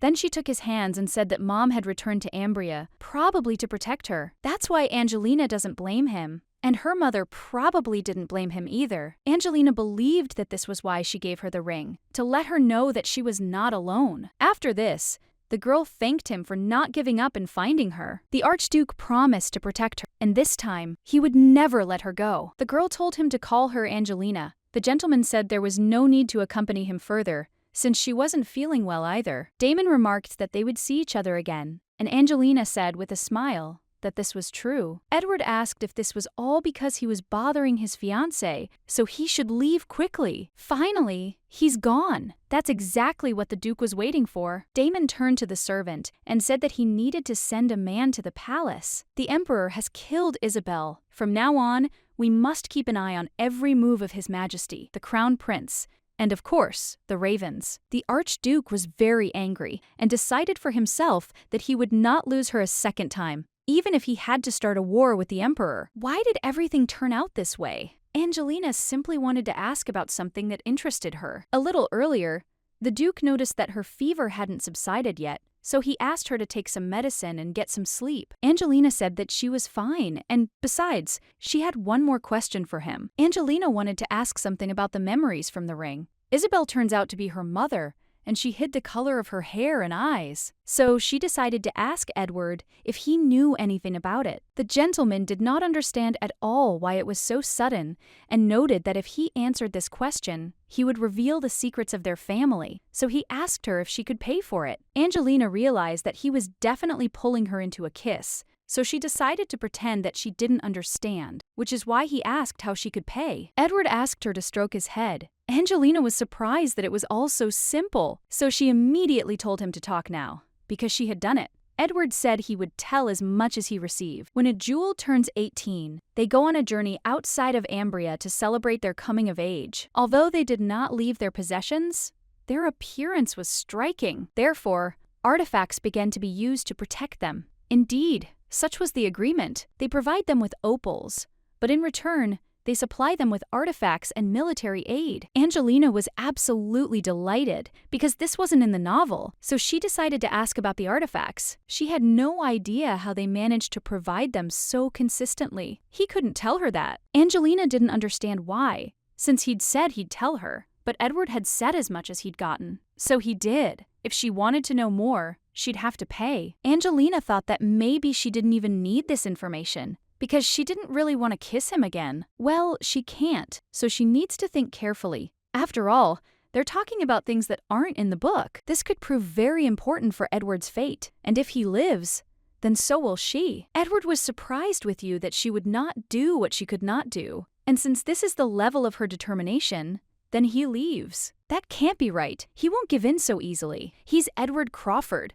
the crazy Western dragon who doesn't know how to give up. And then he turned to her and asked if he should give her another chance. And Angelina smiled. There's nothing to worry about. She's done this before. True, the atmosphere is a little strange. That's why she's worried. So that's how it is. But still, she kissed him and now asks him to speak faster. Edward was shocked by how serious their weak little rabbit's intentions were. Well, if that's the case, then he's obliged to tell. In the Crawford family, along with the curse, comes the dragon's blessing, heightened senses, and exceptional physical abilities. They inherited not only this, but also magical abilities, and they are always healthy and immune to poison. So it turns out that the curse limits the use of magic. You can strengthen the sword, or create an artifact, and so on. Use is minimal, only to assist the jewels, and agreements with the jewels couldn't be used. That's how it all happened. No matter how much they talked about Sephiroth's sword, she was curious why Ed had suffered at the hands of the Crown Prince. He couldn't use his abilities to their full potential. All he could do was endure the madness caused by the limitations of magic. There was something else. So the Duke began asking if she was curious to know about it. Angelina realized that this was the last secret and began to ask what he wanted. Edward asked her to allow him something. Angelina was surprised and asked what it was. As she was curious about what he wanted, Edward began to move closer to her. Angelina begged him to stop. He realized he couldn't kiss her on the lips, because that would make her angry. He wanted her not to worry because he would kiss her on the cheek. Still, they kissed. But when the Duke opened his eyes, he saw that his wife was crying. Edward didn't understand at all what it was, and the girl began to run away from him. Edward ran up to her and started hugging her and asking her to wait. Angelina asked him to let her go. The man could not believe that it was so disgusting. He likes her very much. That's why he wanted to do it. He asked if she really didn't like it so much that she got so angry. Well, it's not disgust, but he's worried that he might be able to help. That's why she asked. Angelina said that he doesn't understand people. He deceives, mocks, and hates. Edward apologized and said that he was to blame, but asked not to hate him. Angelina asked him, who said that she felt this way towards him? After all, Edward apologized, then if he asked properly, she would do it. After that, he picked her up, and they both became embarrassed. Angelina noted that it depended on the situation. Edward's thing is that she said that if he asks nicely, she will listen. He saw it, so he understood her, and next time he will touch her heart. Edward needed to tell her his final secret. He said that Crawford, along with the dragon's blessing, would also inherit the god's curse. If ordinary people drank their blood, the work wouldn't be able to withstand it. Angelina didn't understand what that meant because she'd already done it. Well, she's an exception because she's a jewel. As a people protected by God, madness can't affect them. Angelina believed that this was why he gave her his blood to drink, to check whether she was a jewel or not. He also made a blood contract. So, in the novel, Edward fed Lillian his blood, and all to test her fairy nature. Not being in love, he had to do it. Edward asked her not to make that face. Edward said he couldn't live without her. He tried to puzzle her with me, but she wants to free him from the curse. So she said there was something it didn't tell him. There, in the introduction, she saw a conversation between her mother and grandfather, and they said that they needed to find the Sword of Saphiro. Right now, she doesn't know how to break the curse, but this sword, made from dragon scales, like their people, is connected to Crawford. Angelina can prepare a defense plan. The Sword of Saphiro is located on Mount Meter. Father asked Evelyn if she was nervous, and she said that she was a little nervous. She'd only heard gossip after all. This would be their first meeting in person. And yet, she was curious. Why had someone given her, someone she didn't know personally, such a gift? Benjamin or Caleb can't be pursuing any personal gain. As for Miss Angelina, she did it because she genuinely wanted to help. In the end, they will all deal with Crawford, whose army is the most powerful in the Empire, the mad Western Dragon, the killer of the desert. Here, someone will cut someone's throat without hesitation if they get angry. Therefore, you can never relax. Edward helped Angelina because she got dirty with Cream. Evelina was shocked by his behavior because she could not believe that he was that crazy Western dragon and killer. She knows the rumors are false, but not to that extent. She's not even sure it's the same person. She heard from the Isles brothers that her vision has improved slightly. Evelina was shocked and asked again. She then confirmed it and said it was all thanks to the lady. Angelina felt a surge of relief and smiled at her mistress. Evelina was shocked, but thanked her nonetheless. If it had been for her, she would still be wandering in the dark. Angelina was still very glad she had been able to help. This girl charms Evelina again. It was good that she was friendly towards her. It looks like the glasses really helped a lot. Now I just need to find the right moment. Edward told her that when the chance presented itself, she should cure the Duchess completely. Angelina asked him, what if she got caught because of this? Then she should just cover her hands, and he would take care of the rest. She wondered if it would be unpleasant if she suddenly took her hand. Suddenly, Angelina felt a gaze, and she was shocked that she met the gaze of a bird. After this, the bird was out the window. The knight burst into the room and asked what was going on. Edward wanted to ask about this. That's why the family said they'd come to repay the debt, but something strange is happening. Angelina didn't imagine it, and she doesn't understand at all what's wrong with this bird. The Duke was surprised that the gentleman said that something strange was happening, and asked what he was hinting at. The Duke believed Crawford thought they were involved. Crawfords don't do such dirty work. The guests were shocked that he could use magic, but Edward said he thought it was clear that it was an unusual bird. This is a familiar that was created with mana, and a flow of magic passes through it. Peyton assumed this meant there was a dark mage in the Empire now. Edward pointed out that they'd seen the evidence. It is completely unclear how this could be, and the lady wanted them to wait a little. Apparently she heard about the dark magician. Angelina doesn't understand at all why someone who wasn't in the novel appears right now. They don't yet have the weapons to confront the Emperor, and then a new villain appears. But Edward is really surprised that Peyton didn't know about it. The man swore on the Peyton's behalf that it had absolutely nothing to do with them. He definitely showed up with him. So Edward asks, who knows they came here? The Duke reported that this was known to his assistant and the children of the Earl of Ailes. Well, they couldn't have done such a thing. He was sure of it. Evelina said these people were definitely not connected to magic, so the Duchess asks them to trust her. Edward pointed out that they can't know what's on a person's mind, so they'll do it this way. The Peytons will check everything, but Edward himself must be careful with his surroundings. Edward said that the bird flew in with them, so in that case the target could be not only them, but all of them together. Edward agreed, and noted that they wouldn't stop there just yet. After all, that wasn't why they had gathered. Peyton agreed, and pointed out that due to unforeseen circumstances, They had not yet expressed their gratitude. The man is very grateful for the glasses given to his daughter, thanks to which Evelina can leave the house without any problems. Angelina remarked that she was glad they helped at least a little. Evelina said it wasn't just help. She's the benefactor who saved her. That's why this girl is so grateful to Angelina. Peyton asked if there was anything they could do to help,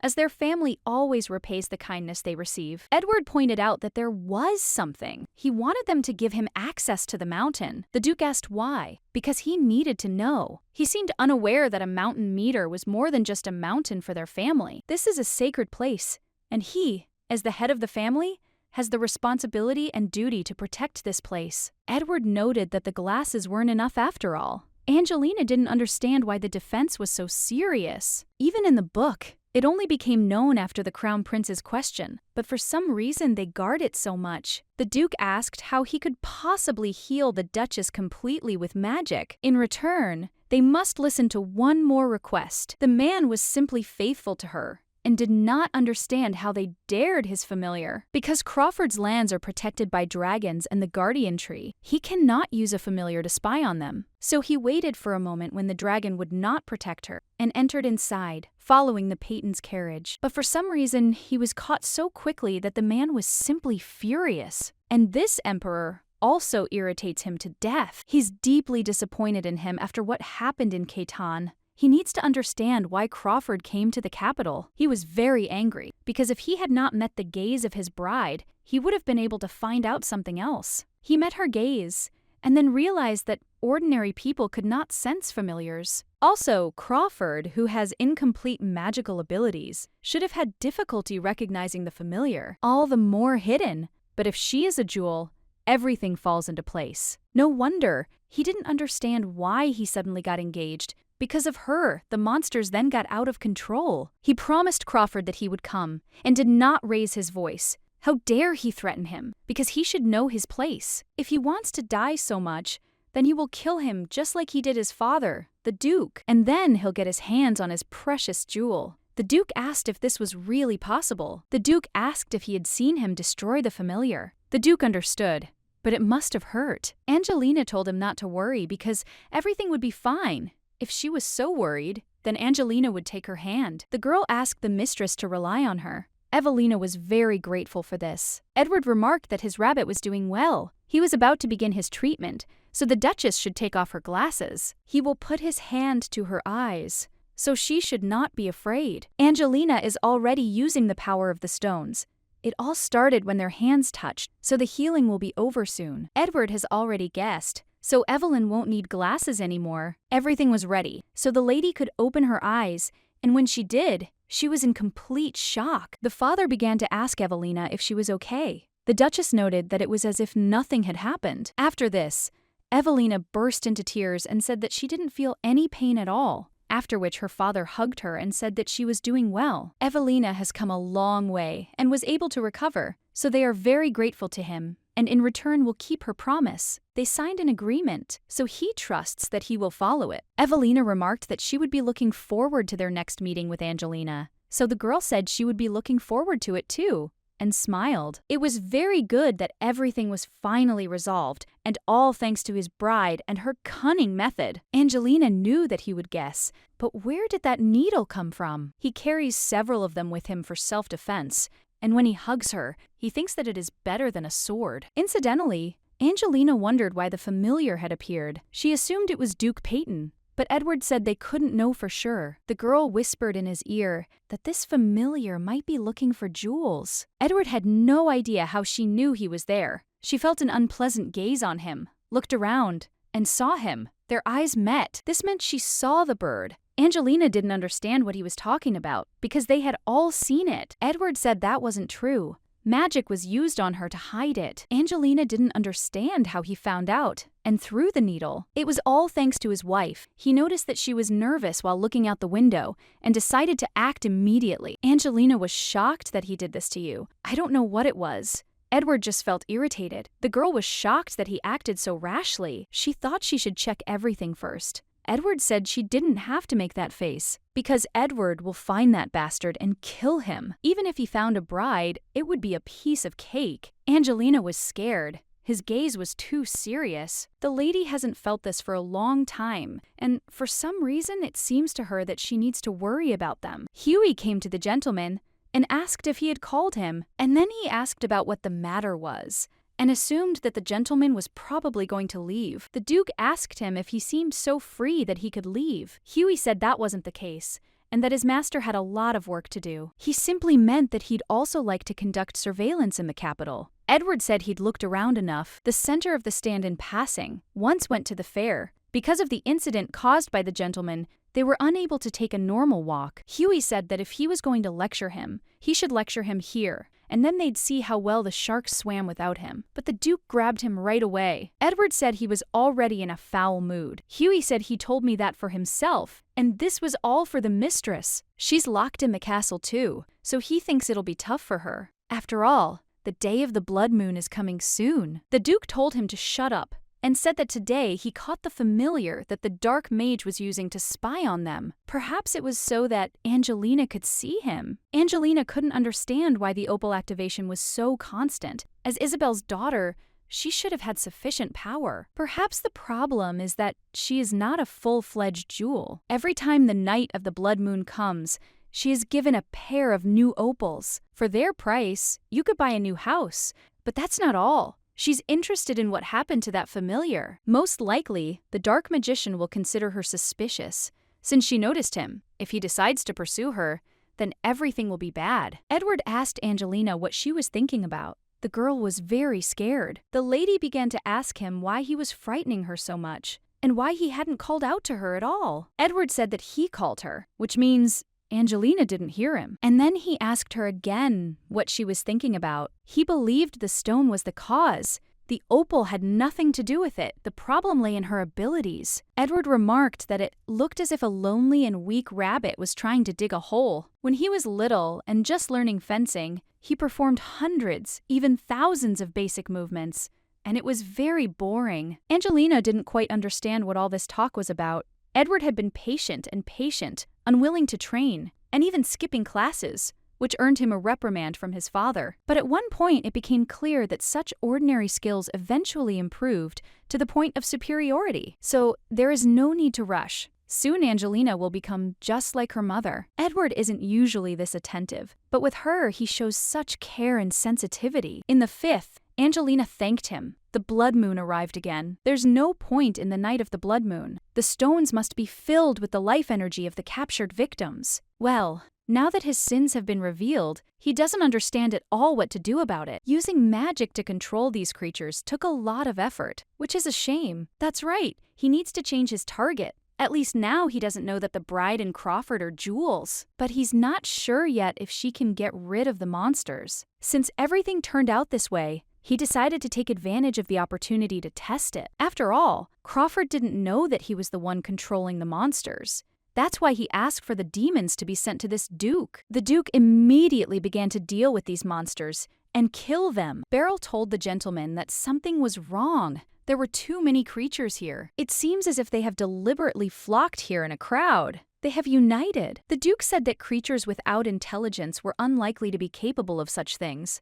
Although, no. They did show intelligence once, on the day when Angelina used the jewelry, and then he realized that perhaps their target was Angelina. He was very angry because they dared to encroach on what belonged to him, so he ordered to leave the garden and protect the main building. He didn't understand at all how these creatures knew that Angelina was here. She didn't use force. What's strange is that demons, which have no mind, act in such an organized manner, as if someone is controlling them. The Duke laughed and realized that this was a dark magician, and it was he who brought them all here. He used high-ranking dark magic to summon a familiar. Controlling demons won't be difficult for him. The Duke thought that demons appeared naturally, but in reality, it was all the work of a dark magician. He will definitely find him, and the magician should not even think about begging him for death. This dark mage is not allowed to die in peace. Edward fought the monsters until the morning, and finally they finished. Hughie had no idea what it all meant. A crowd of monsters had decided to have a picnic here. The Duke asked what was wrong with Angelina. Hughie noted that it looked like she had just fallen asleep. She had been worrying about him the whole time. After that,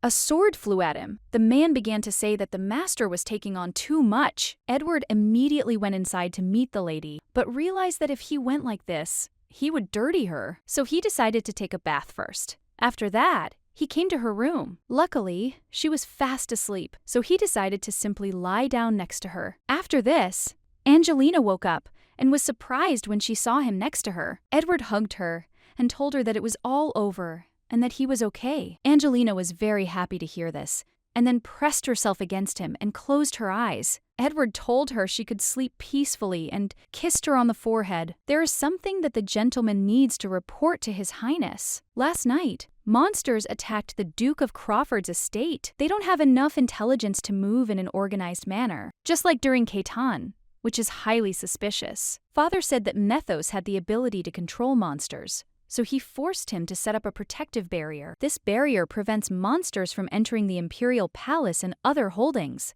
Only the Duchy of Crawford lacks such a barrier. But he wonders, what if Meadows just controls the monsters and manages them? Perhaps he's gone too far. Kasan has come to the master, but notice him, there's someone here. The man greeted the little son of the Empire, His Highness the Crown Prince. He's Methos. Kasan was shocked that this man was Methos. It was the first time he'd seen him. He counted it over his face and held the sword close to him. Methos asked His Highness if he really thought he could intimidate him with such people. He did something, and Kasan felt pain. Thanks to his medication, their physical abilities improved. These dogs are raised by him. He deliberately provokes the master by using Kasan. It seems he wants to observe his reaction, so the master asked him to let his subordinates go. Unless, of course, he came here to quarrel with him. Methos thought he would be like the Emperor, but he seems to have more determination. Therefore, he said that it was true. Therefore, the hereditary principal asked why he appeared before him. He also asked if his father knew about this.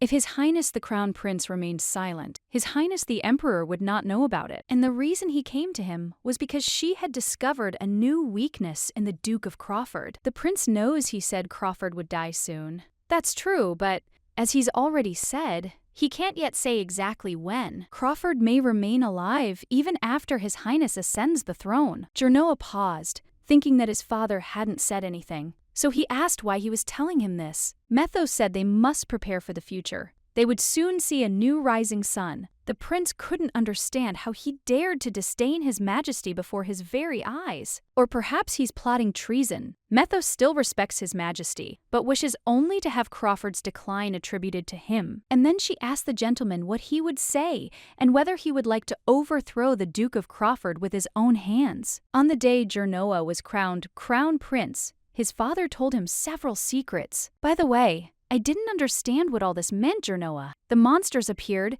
because his father was exterminating the jewels. Princip asked what would happen to his subjects. If they rebelled, it would be the end for them. The Emperor couldn't understand what such pathetic creatures could possibly understand. His son must pay attention to me, even to the aristocrats. As long as the Methos barrier remains, they won't be able to act recklessly. Jernoa simply has to do what Max said. Find the heart of the guardian tree. That's all they need. And then all the creatures will disappear. The Emperor will provide him with a raven, so he must find it. Damn Methos. He takes all the credit for everything, so why does he trust me more? Methos said he'd help the prince. Crawford's downfall will be brought about by the Crown Prince, because it's unclear how long he will remain in His Majesty's shadow, or else the master will allow all his achievements to be attributed to the Emperor. Jernoa remarked that he was very cunning. Despite his unclear origins, he seemed to understand how he managed to lure his father. Methos is skilled at finding hidden desires and provoking his interlocutor, and also chatters incessantly. He couldn't fathom His Highness's feelings.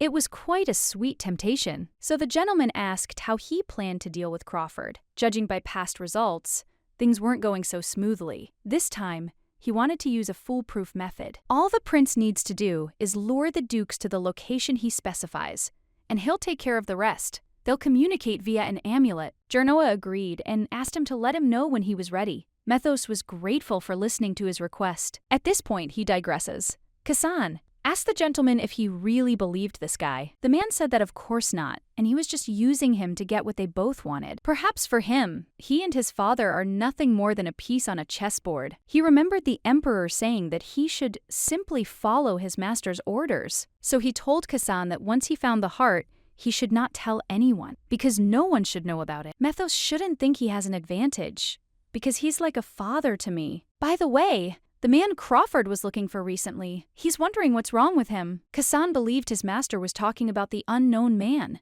They tried to track him down, but to no avail. The gentleman understood him, so he said he could leave now. First Peyton, now this strange man. Crawford hasn't been acting like himself lately, so Jernoa wondered what he had planned. A good thing, because he was just thinking about how to lure Crawford. This will even help calm the Duke of Chavigny. Therefore, it is very useful for the master. When Edward received the invitation, he was curious about what it was this time. He was very surprised when he read it. Angelina was happy because everything had returned to normal. Only 4 days had passed since the night of the blood moon. Edward saved Angelina's favorite peonies. That's what he told her when they went for a walk together after the blood moon. Suddenly, he walked into her room and asked what it was doing. Angelina turned to him and smiled. He was glad, because she wasn't afraid anymore. It's all from this that she knows that it is he. Only he appears in this house like this. Edward wanted her to look at this invitation and ask her if she knew what he liked. It says here that this is a wristwatch,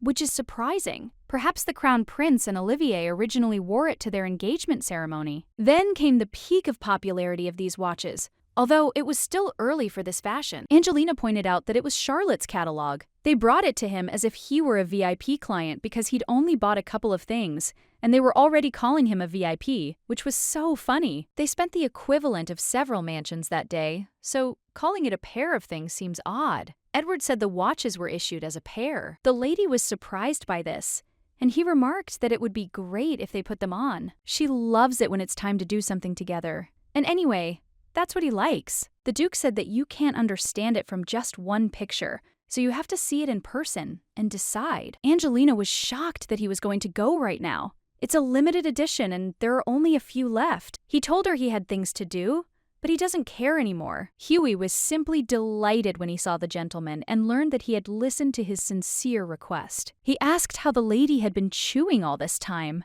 They had seen each other a couple of days ago. The Duke ordered him to stand still. Angelina had thought about this before, but the shark leader was very different from his original portrayal. His emotionless face frightened people, so they nicknamed him Death. Hughie asked the lady if the Duke had told her about the boat excursion, because he had found out everything especially for her. It turns out he's like that by nature. Edward asked him if he'd forgotten the order to keep his distance. Hughie doesn't understand why the gentleman despises him. If he knew how diligently he prepared for today, he wouldn't do this. He also wants to talk to the lady, but the gentleman said that if he continues to make such noise, he will stay here. It seems that Angelina upset the head. It is not his fault that she was scared. Edward said that since she was scared, it was Hughie's fault. The boss was talking about a boat excursion, so the lady asked if today's excursion had been planned in advance. The Duke thought about getting out once before leaving the capital. It would be a shame to leave without seeing it, so Angelina shouldn't worry, because as long as he was around, nothing would happen. The girl was shocked, because he had taken care of that too. If Edward says so, she's looking forward to the boat ride. Edward asked if she was being honest about it, because it would be fun if he went for a ride with her. Since they are going, the Crown Prince wants to have fun while they are going, just not this time. The gentleman had no idea when they would arrive. Apparently, the catalog wasn't enough to impress. Well, suddenly, he saw a carriage from which the lady and the gentleman were getting out. He was in complete shock, because such a high-ranking person had come to see him. So he immediately welcomed them and was very grateful that they visited Charlotte. Edward asked if he was the manager, and he confirmed that he was. The gentleman said he had come to look at the wristwatch. Those are limited edition. He has to bring every model. Edward told Angelina to look at that watch and believed that it was different from the ones in the catalog. Angelina agreed with him. They turned out to be much more beautiful than in the pictures. The seller provided them with a limited edition. It is available in 4 designs, and the precious stones used in them are also different. Just looking at them is enough to understand how expensive they are. They don't need to be worn, but rather cared for. Angelina said they were all beautiful, and she didn't even know which ones to choose. That's why she wanted to offer to come next time, but the gentleman said that they didn't need this suffering, so they would just buy everything and ask to pack it. Angelina understood that she needed to stop him, so she started saying that this was too much, and if she were to buy them, It would be better to buy one pair instead of several, since they would be much more valuable. Perhaps she could call them the first broken watch Edward ever gave her. The gentleman provided a design that is only being presented today. If they acquire them, they will become the sole owners on the entire continent. Edward noticed that in such a case it was necessary to show off, so he put the watch on the bride's hand and then kissed her. And they also need to be told that the main character is Angelina. That's why they take them. The gentleman was very pleased. Angelina was worried because it turned out to be too expensive. He was supposed to sell them the watch he was talking about, and if everything went smoothly, he would reward him generously. The seller did as the Duke said and sold them. But that ring was made especially in their branch. He remembers it being his first order for a men's ring. The delivery location was apparently the Crawford estate, and it turns out that those two are the Duke of Crawford and his fiancée, so he's not sure that everything is okay. The seller was already starting to think that he was putting himself in danger, and it seemed like he was in deep trouble. They say Mr. Crawford dedicated the gift to Charlotte and bought her a watch. The Duke was surprised. A few days ago, the Crown Prince's palace. That day, he was disappointed that the Duke of Crawford had not received his punishment. Chavini said that wasn't the case at all, and he was pleased that he had taken care of his daughter, Lillian. He was very grateful to him for that. Crawford is truly a nuisance, but it would be a shame to lose him because of his abilities. However, at the same time, he cannot close his eyes to the fact that he is threatening his family. This meant that he had chosen Lillian as the princess's shield. So the Duke began to say that he was definitely and absolutely right, because nothing is more important than the well-being of his family. Before the wedding, he thinks he should give Crawford a warm welcome. So he asks the Duke for help. He did everything His Highness ordered. Now all they can do is watch his collapse. Chavini was curious to see how this would be used. The servant suggested introducing the man. Well, the gentleman thought that this was not necessary, because there was no point in arousing unnecessary suspicions. They would pretend that they knew nothing. Lillian didn't understand at all what all this meant and why her father was interested in Duke Crawford's affairs. She wanted to think that all this was for her sake. In fact, it was not like that at all.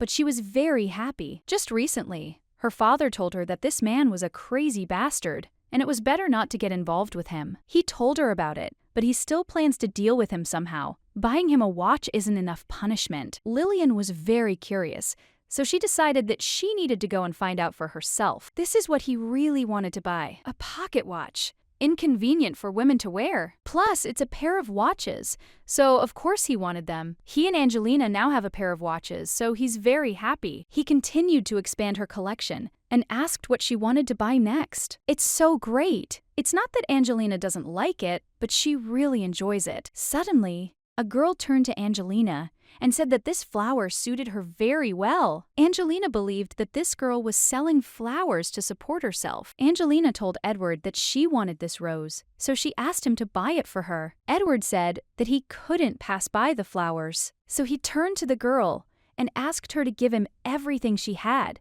and not to give him change. The girl said that it was too much, and with shaking hands, handed the bouquet to the lady. Angelina noticed that they were very beautiful and was very grateful. But suddenly, she accidentally pricked her finger on the roses. Edward asked what happened, and if she'd pricked her finger. Angelina said it looked like she'd picked up some thorns. The girl understood that Edward would be angry, so she told the girl that it was just a small injection. It would come soon, so it was okay. Edward licked her finger and said the bleeding had stopped. Then he bandaged her finger and asked if it still hurt. Irina said that it didn't hurt. And then the master ordered his knight to take the child away. Angelina thought her husband was upset with her. She said they wanted to have a good time, so she doesn't understand at all how she can enjoy the day after something like that. Later, when she remembers this day, the child will be the first thing that comes to mind. She wants that when she remembers this day, she will think only of him, of the happy time spent with him. He didn't understand at all why she needed these flowers,